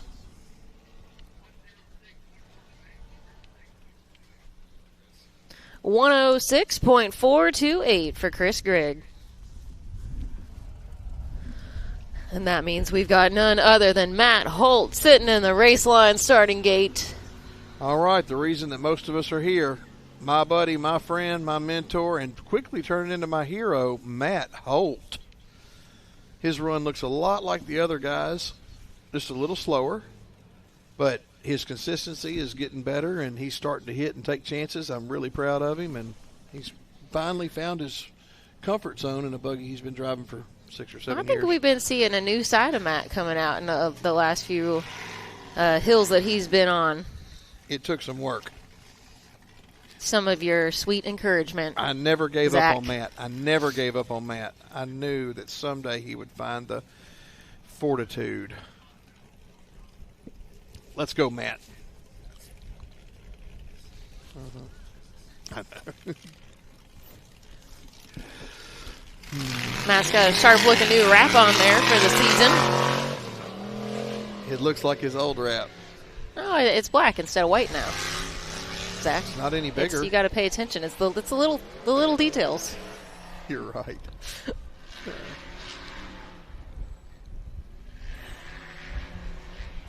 So far, so good. He made that first section with no jump whatsoever, so that was good, safe. It's easy on the transmission. You got to plan ahead, Zach. That's right. You got to think about these things. This is just the first of 2 runs he has to make. Yep. A little bit of backup, 4-point turn. It's going to be hard to win with that maneuver, but we'll wish him the best. We also got to say, I think Matt's probably the least powered buggy out here. Hands Hitting down. the same hills as all the rest of them. We got to give him some props for that, for sure. Wade Good raced his last race with 5 cylinders, still had more horsepower than Matt does right now. Up, another 4-point turn. That's good. Good planning. Got to swing it out. You know, that's one of the great things about the sport, Zach, is you can build whatever you like and bring it out and run it with the best of them. Or you could put it Give in the it your class best that shot. or you could put it in the class made for it, the limited class, and that would be cool. Come on, baby, let's go. Matt's not afraid of the challenge.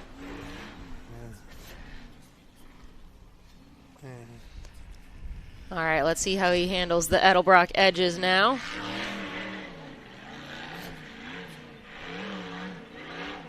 There you go. Keep it moving.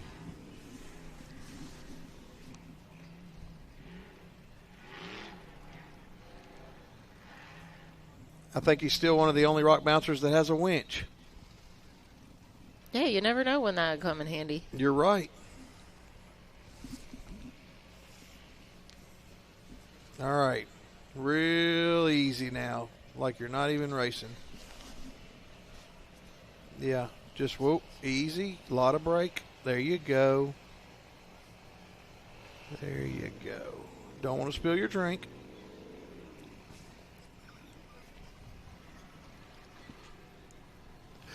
Hard right turn. Probably going to have to do a 4 or 6 on this one. I don't know if you guys can tell, but Zach practices a certain form of tough love.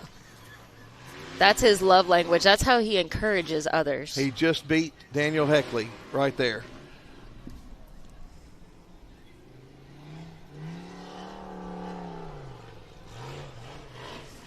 Come on, baby.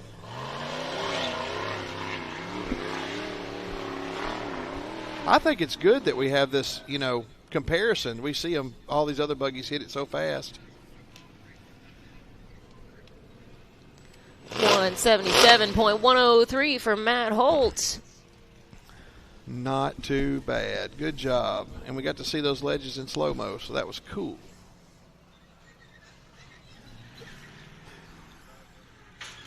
Oh, ouch. We heard that. Yeah. That's okay. He's already through the finish line, so That's right. it don't matter now. No, he has another race. Minor details, Zach. Yeah, you're right. That's a problem for a couple hours from now.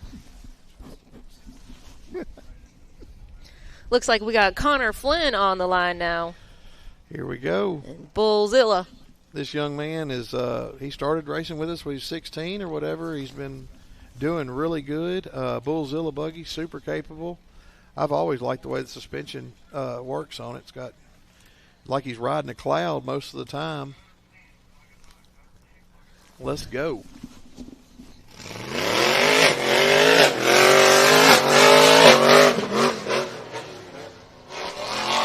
Starting to see a lot more of the rear engine buggies out here this season too, Zach. Yes.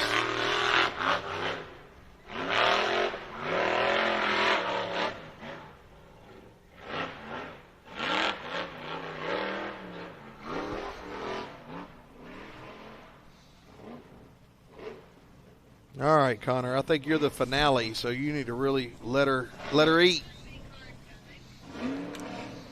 Yep, Connor is going to wrap up course 1 for us for the unlimited bouncers.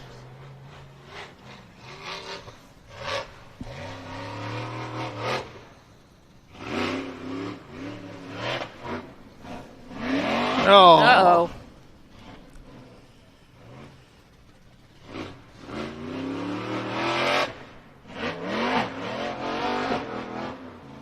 Man.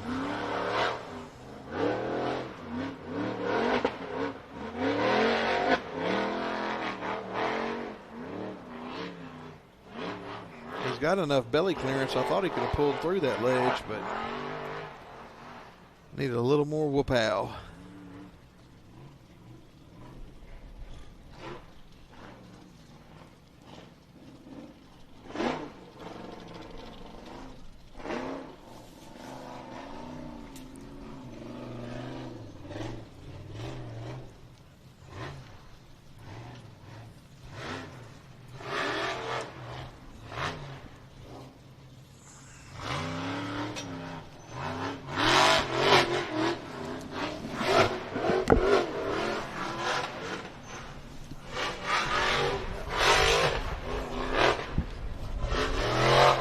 Come on, Connor, straight onto the finish line.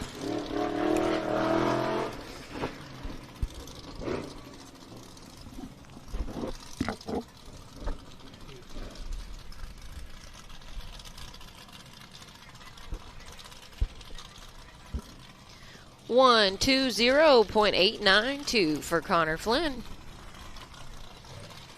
And that does wrap up course 1 for the unlimited bouncer class. Let's go ahead and look at a quick rundown. Tim Cameron held on to the lead with that 83, followed by Nick Reich with an 86.4, Bubba Bacon with an 86.5, Wade Good with an 86.9, and then we've got Dan Bowman with that 89 in 5th. Cooper Bentley in 6th, Clay Case in 7th, Brandon Davis 8th, Kenneth Cozine in 9th, and then Tim Bacon rounding out top 10 for course 1. That is absolutely awesome. I'm actually going to ease back out here and let Matt take it back over so he can give y'all a rundown on his run. All right, Zach, thanks for joining me. Thank y'all so much for having me.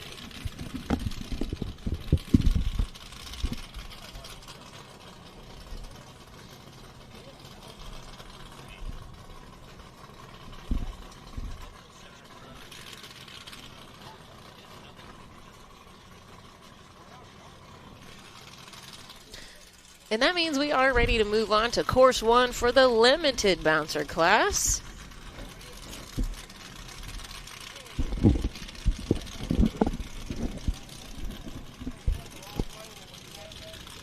Welcome back, Matt. Nice racing. Yeah, that course is much rougher in the buggy than it is from this beautiful broadcasting booth we have here. I am not surprised. That's usually how it goes.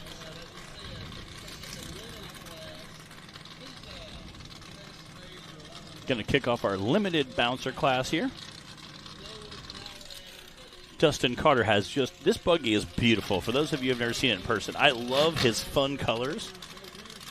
Kind of a neon green, neon yellow against the blue. It's just such a sharp looking buggy.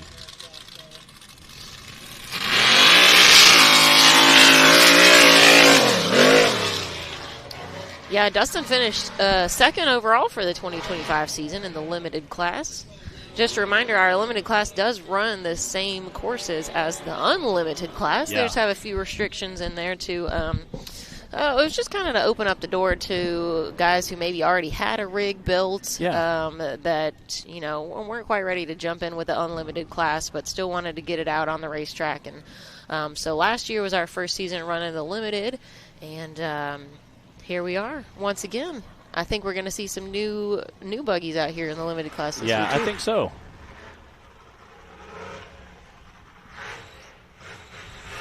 So there is no rear steer allowed on the limited class. And, let's see. What are some of our other specifications, Matt? Single shock per corner. Single shock per corner. OEM engine block and no power adders. And you have to have 2 of those 3. Yes. The single shock, OEM engine block, and then no power adders. So 2 of those and no rear steer.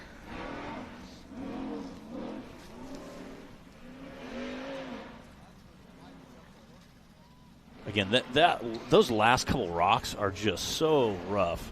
Again, I know our unlimited class has extremely dialed suspensions, so it makes them look very smooth, and we have a ton of drivers who have made it look very, very smooth there. But, I mean, it is a violent course going up that last ledge.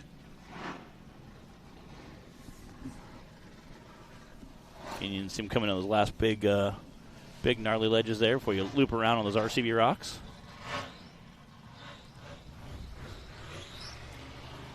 Just kind of chopping the throttle a little bit to kind of get that front end to bounce around for that last 180-degree turn there.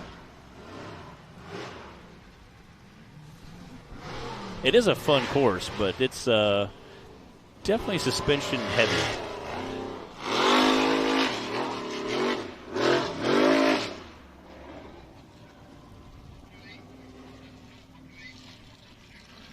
That's a 128.472 for Dustin Carter.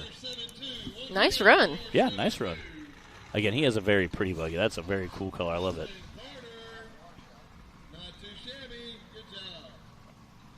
Dustin wasn't able to join us at Windrock, I don't believe, if memory serves right. Glad to see him back out. Yeah.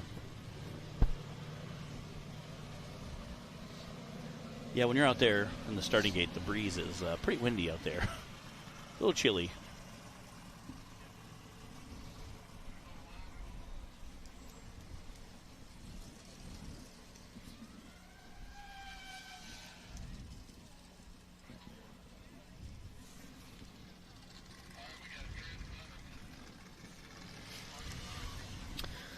Chris Clements on the line. Have you seen Chris race with us before? Yeah, Chris raced with us at Windrock. Took home the trophy. Again, this is an extremely healthy sounding buggy. I know he's done some racing with Outlaw before.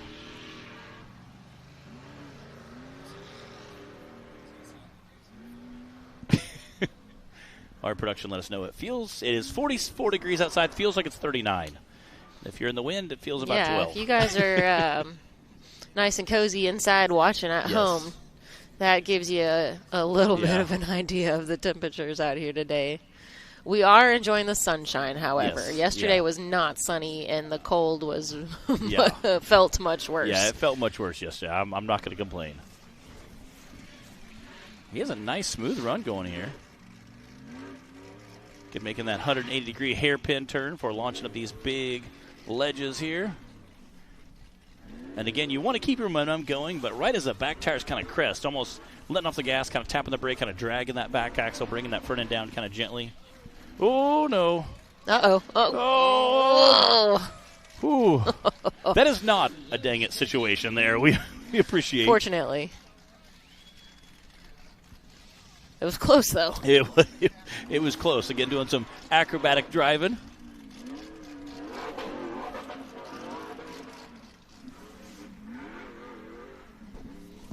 Just clawing his way up those Edelbrock edges. Thrashing to the top.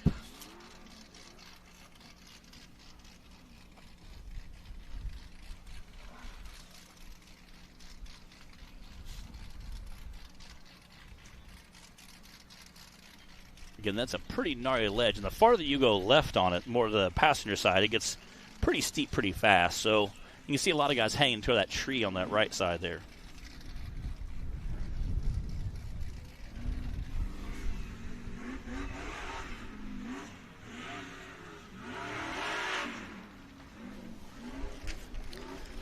Up and over those RCV rocks. Coming into the final stretch.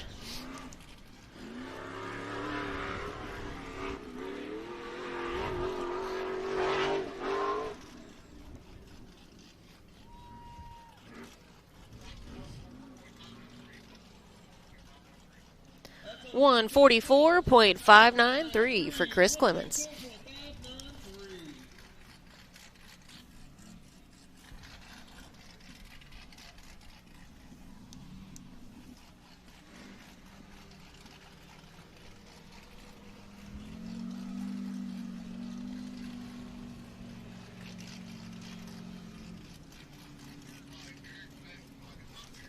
All right, we got Eric Beck sitting in that race line starting gate.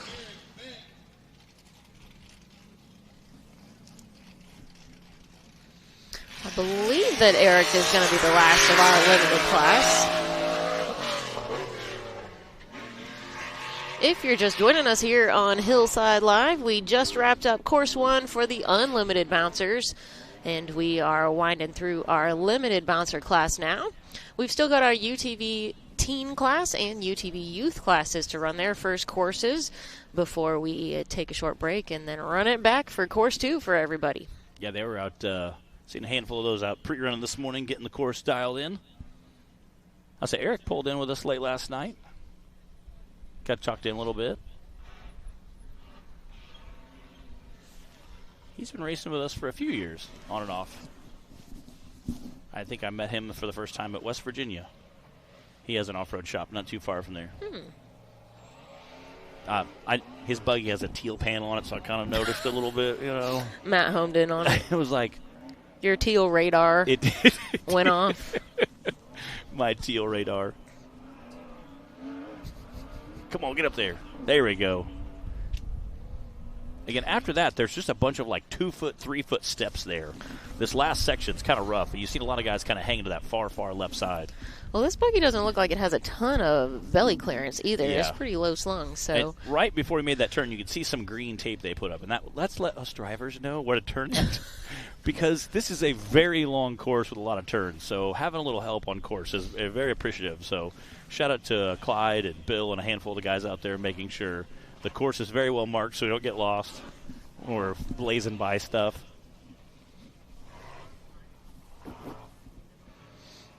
I think a few of these guys are also being a little cautious after they watched Daniel Heckley roll over right there, too. Again, we saw Dan Bowman kind of drift on top of there. Yeah, everybody kind of has a different style for how they're going to hit the RCB rocks.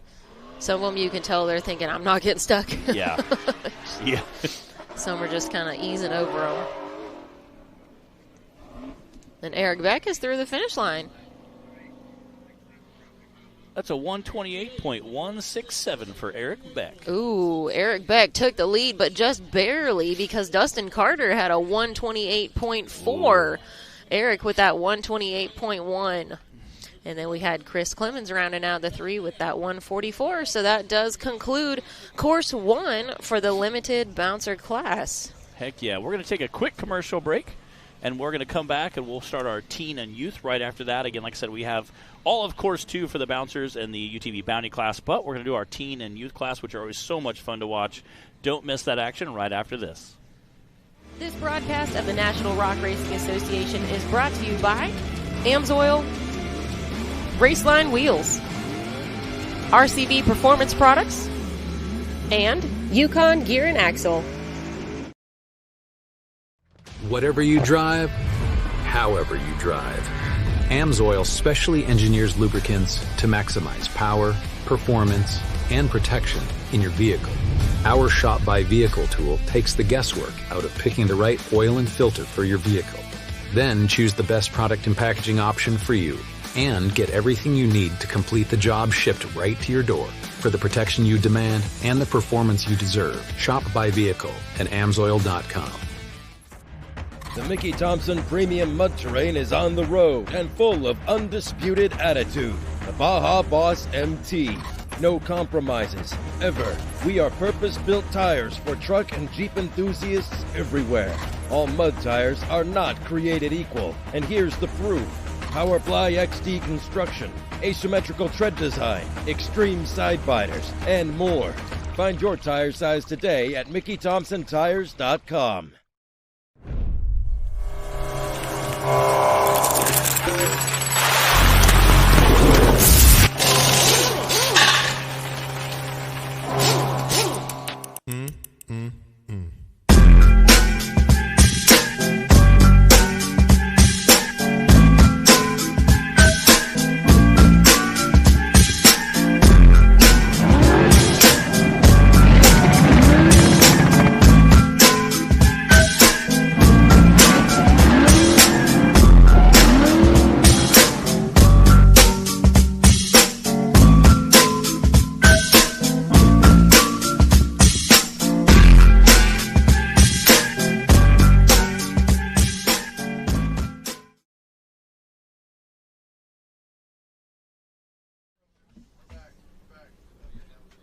All right, welcome back.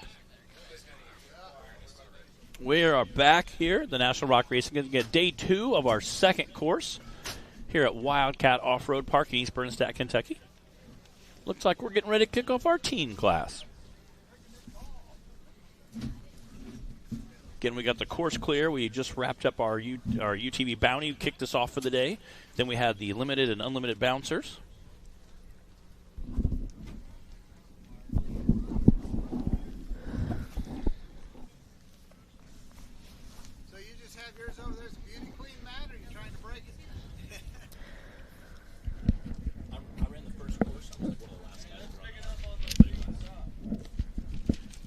All right, we are back again. So excited, everybody. We just wrapped up course 1 for the UTV Bounty, Bouncer, and Unlimited Bouncer. We are going to kick off our teen class. Looks like they're making sure we got a course clear out here. Again, we appreciate everybody tuning in for us. I believe we've got Lucas Buffkin on the line, going to start things off for us. Course 1 for our UTV teen class. A handful of them were out pre-running yesterday, and then we even saw a couple of them this morning, getting everything dialed in here.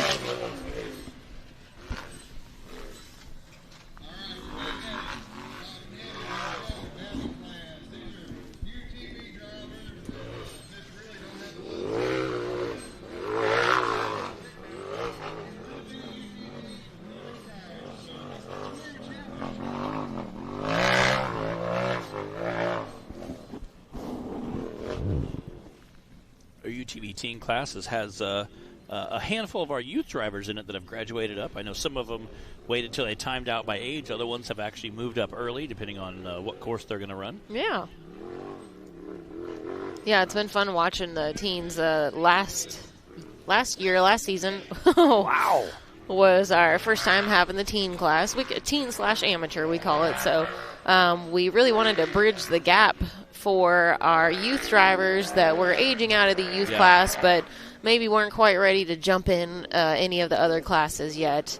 And it's, we've had a great successful run with it so far. It's been really cool to get to see these guys and gals get settled in even more with their race rigs and their seat time and coming out of the youth class. And not all of them race the youth class either, so some of them just jumped right in with us here in the teens. So it's been a lot of fun to watch them progress, and they've done some great racing too. I mean, sometimes you can't even tell, like, this is teen class or the stock class that I'm watching. They fit right in. Yeah, and again, seeing some of them graduate early and kind of elect to take that on early, it's really neat and very, very special. Again, saying that, hey, you know what, I have a good competition here, and maybe I've won some races or I won a championship. I could stay here, but I want to kind of bump up and race guys that maybe like Claire and Ramsey. Yeah, again, seeing them promote early, I think, is really special to me, saying, hey, I want to race people harder so I can get better as a driver versus just take home some trophies. It's very, very exciting to see, and again, I really appreciate that as a race fan as well.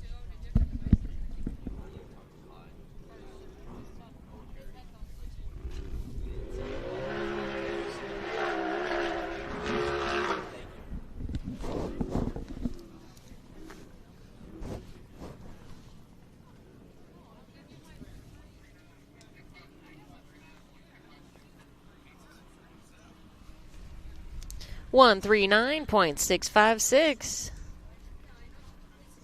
for Luke Buffkin, starting things off. Looks like we've got Jace Northington on the line now.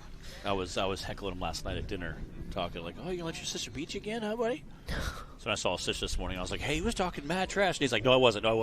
I said, "I'm just teasing. He wasn't." They have a really great. They were looking at the course together, and they were kind of talking about it. And Jace was kind of saying what he would have done to Josie, and it was really neat to see kind of their approach. And it's great to see, obviously you want to beat your sibling, but at the same time to see them out there kind of comparing notes and looking at stuff is really, really sweet and awesome to see. Yeah, it's been fun watching the Northingtons race. Jace was the first one, and then Josie jumped in about partway through last season at Fiddler's Bend, I think was her first race. And that was a very interesting run by Josie. And now she, landed herself on the podium last weekend at, I believe it was an outlaw race. So very cool. They're doing an awesome job, and they're definitely fun to watch.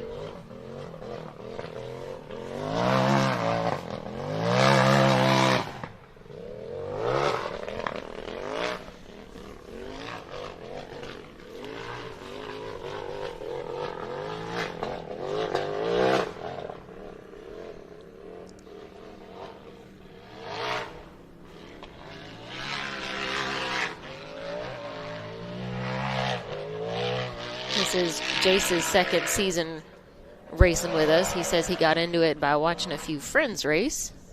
Awesome watching this tomorrow. Our team launched that jump.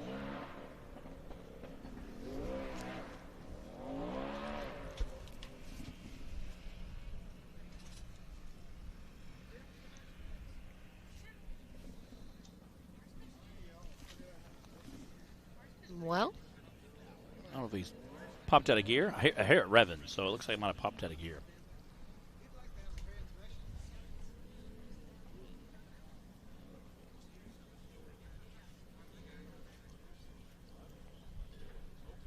Oh, well, we lost some plastic.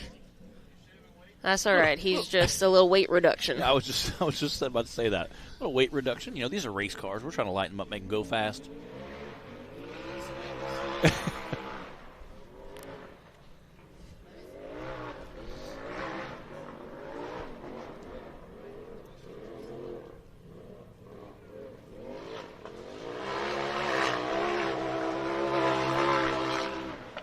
There we go.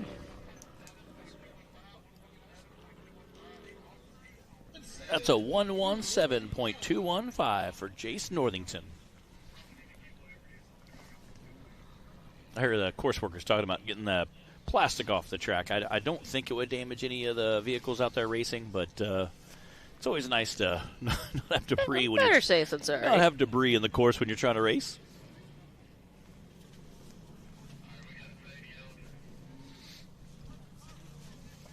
Sadie Ellison on the line now.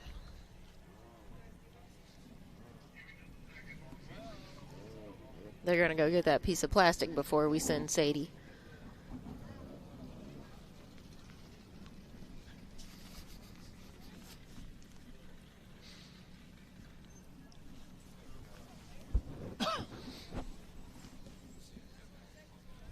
There it is. Go.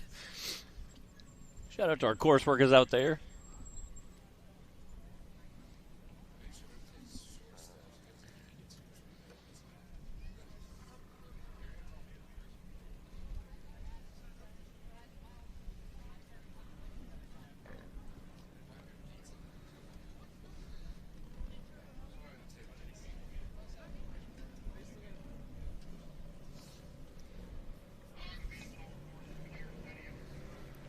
All right, here we go with Sadie Ellison.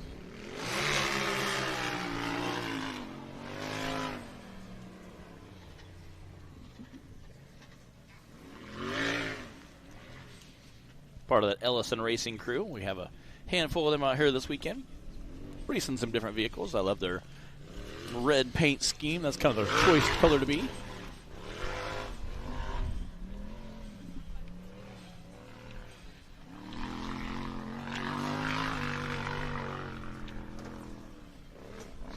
Sadie, one of those that started out with us in the youth class before moving up to the teen class. This is her second season in the teen class, and she was able to pull off a third place finish overall.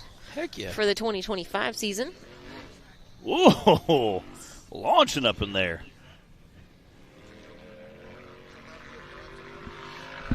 Sadie also had a second place win from Windrock, our season opener, just a few weeks ago. She's really been doing great about laying down some good, consistent runs. Yeah, I think that's one of the things. If you want to have a good season, getting out there and being fast, but also being consistent,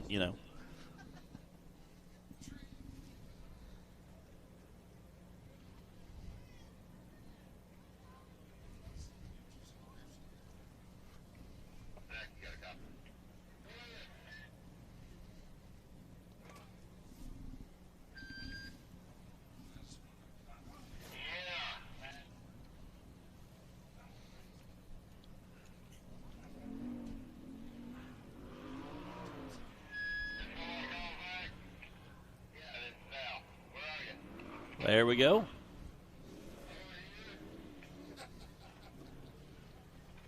Again, I went and actually looked where she came down right there was where we saw a lot of our UTV Cup and UTV stock class go yesterday.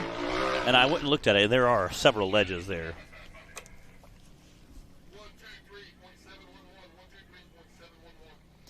$123.711 for Sadie Ellison. Right now, Jace Northington's got the fastest time with a 1:17, followed by Sadie with that 1:23 and Lucas with the 1:39. And now we've got Miss Maddie Darnell on the line.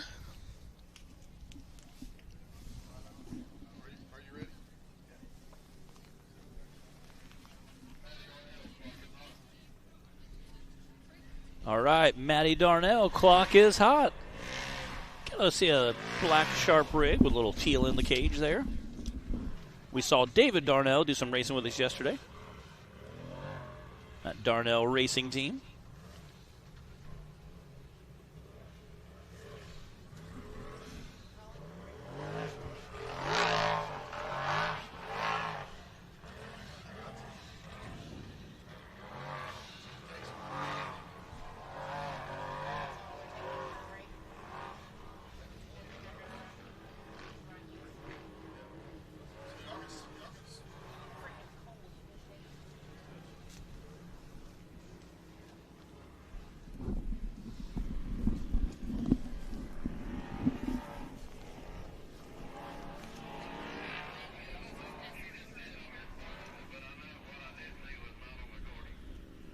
I'm not sure exactly what happened there. It looks like she made a turn. We thinking she might have missed a turn?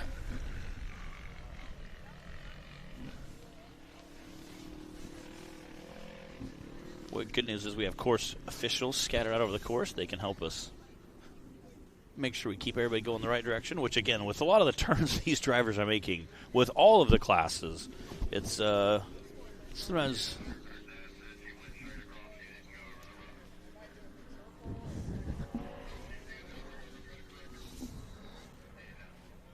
Oh, man, her dad's saying that she had missed one of the turns where the rock was at. Oh, man.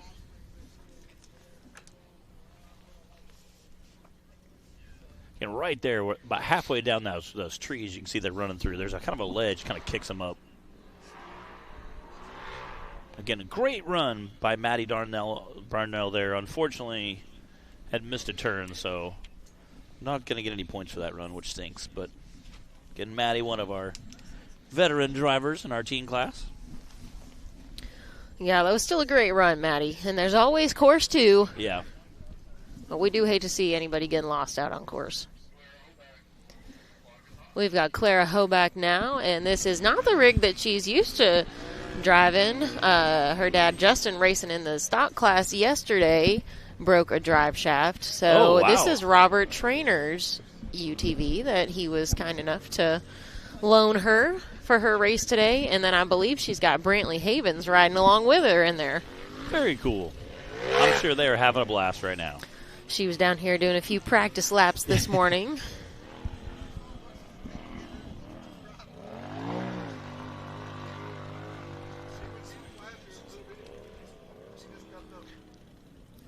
Yeah, very, very cool to see that team hopping in there. Again, she upgraded to our teen class this year.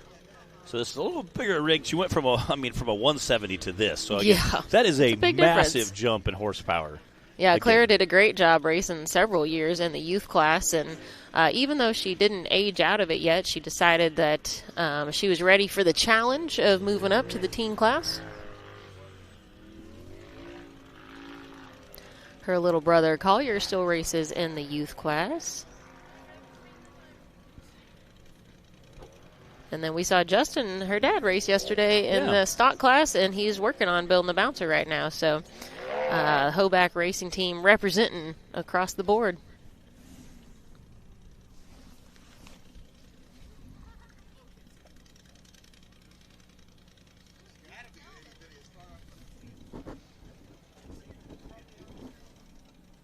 And those are some super steep ledges there when you're a teenager in a UTV.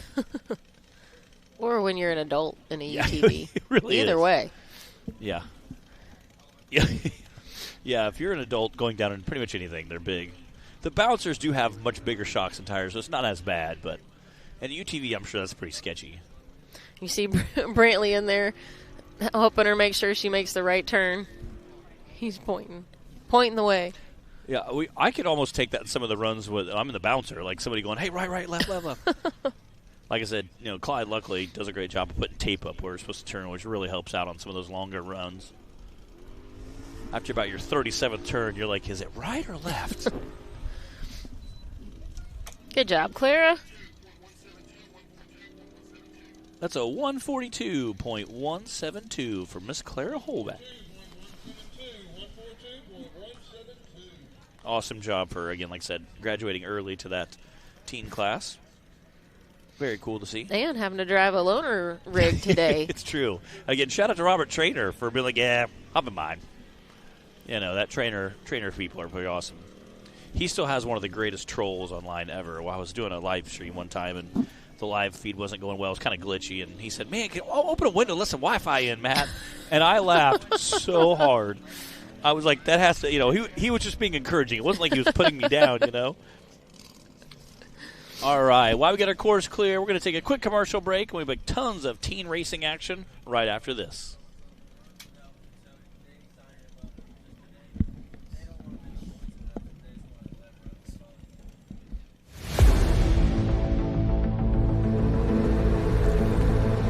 Jeeps are crafted, designed, and built for off-road.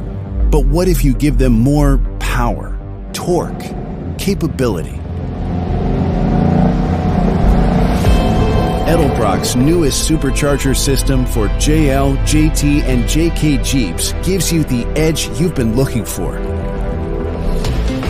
The trail doesn't take it easy, so why should your Jeep? Supercharge your Jeep for improved capability, power, while keeping your warranty and trust in your vehicle intact. Born for the trail. Now evolved to be the best. Edelbrock Superchargers. Add the power your Jeep's been missing.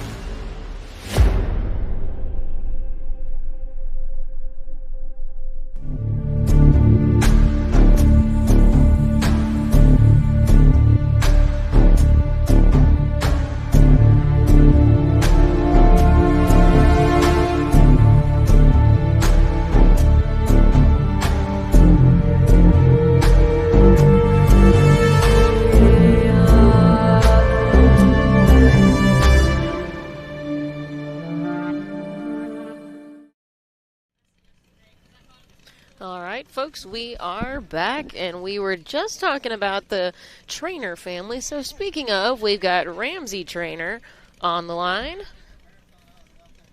We've got about 3 drivers left, it looks like, for course 1 of our teen class. And here we go with Ramsey Trainer. So far, the fastest time is Jace Northington with a 1:17. See what Ramsey's able to do.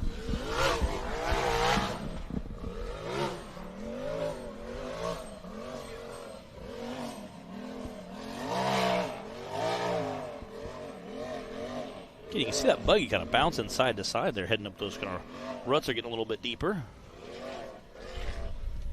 We talk a lot about running order, about early versus later. A dry day like today is not too bad.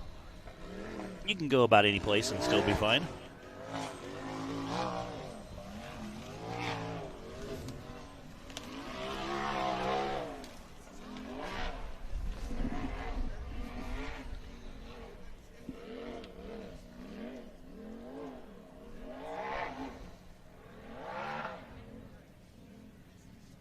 Again, some of these UTVs are a little bit smaller scale than the bouncers we just got done watching. They take a little bit more time to tackle some of these ledges. I would say all of them are. A little bit smaller to tackle some of these ledges. Again, tire size definitely comes into play. Making his way down that tricky hill there, but he's doing a great job with it.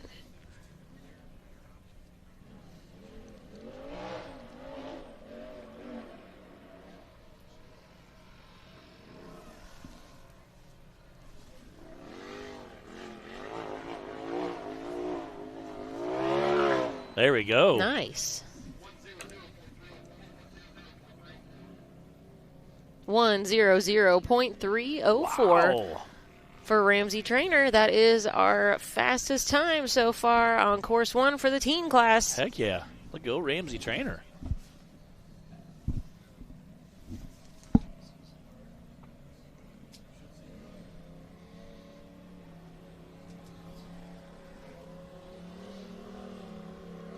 Caden Schaefer is on the line now.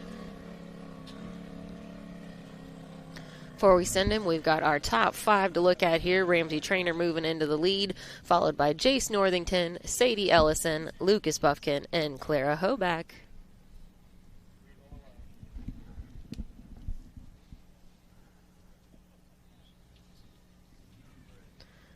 I believe we've got 2 drivers left before we wrap up course 1 for the teens. Caden Schaefer on the line now.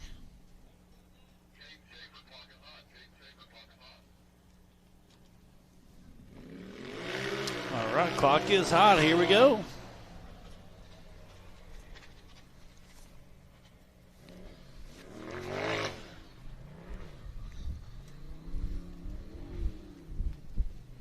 Our teen drivers are absolutely just having a blast out there racing the course. Yeah, a lot of them were out here pre-running this morning, getting some practice laps in.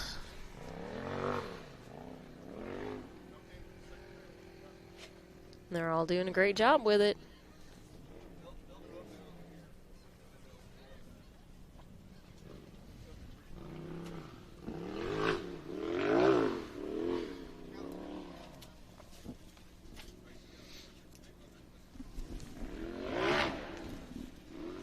That is a big ledge for a UTV, especially a team driving it.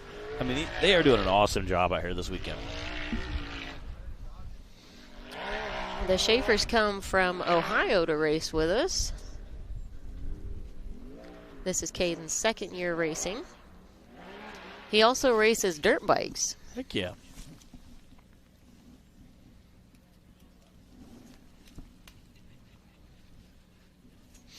He was only able to race just a few times with us last year, I believe, but this year he signed up for the season. Awesome. So I'm sure he's going to be a contender in the team class. He would like to give a thank you to Jay Storts, Jay's Firewood and Mulch, his mom and dad, Bethany and Derek, for supporting his race program. We saw his dad, Derek Schaefer, racing yesterday. Yeah. Very cool to see families coming out and racing together.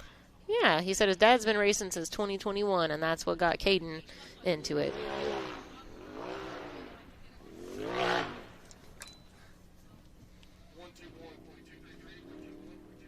That's a 121.233 for Caden Schaefer. Yeah, it's kind of neat when you see, father-son race teams or, father-daughter race teams. Very neat to see, again, like you and your dad both did some racing in the Avenger. Yeah, good times. Very cool to see families come out and spend time together and doing it on an off-road, getting some fresh air. I know, we had a lot of fun with it. We still do. We not as much racing these days, but we still love to go out and trail ride. Yeah. Take the razors out, and it's kind of hard to turn off the race mode sometimes. Yeah. We end up just going as fast as we can down the trails. Pretty place last year. We got to go out and do some trail riding on. Yeah, yep. Pretty that was place, so Tennessee. much fun. We got to see some caves and stuff. Yeah, we'll have to do that again this year. Josie Northington out on the course now. She is our last teen driver for Course 1. That bright pink cage shining out there.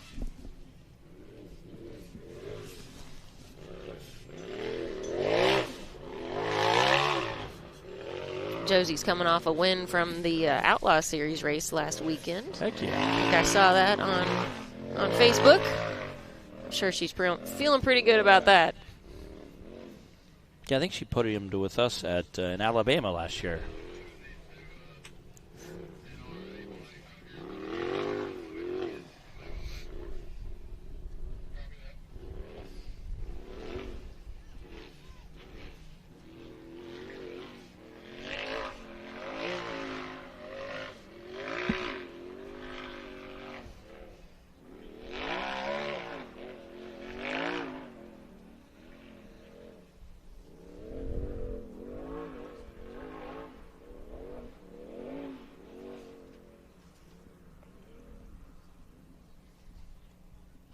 Make a quick turnaround on top there.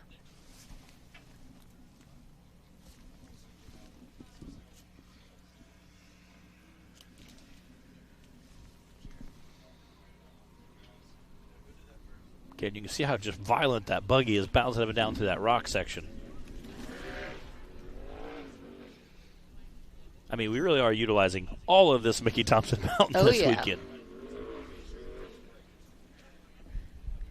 You guys can follow Jace and Josie online at J&J Racing on Facebook. And Josie would like to give a thank you to Off-Road Performance, Totally Baked Powder Coating, ORB Raceline, and Amsoil.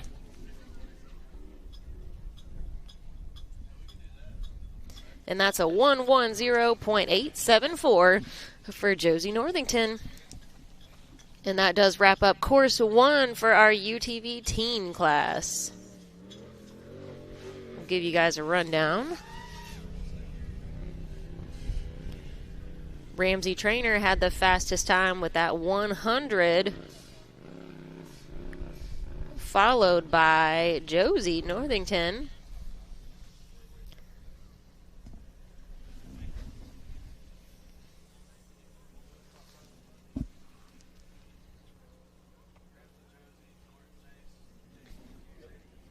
Followed by Jace Northington with a 117.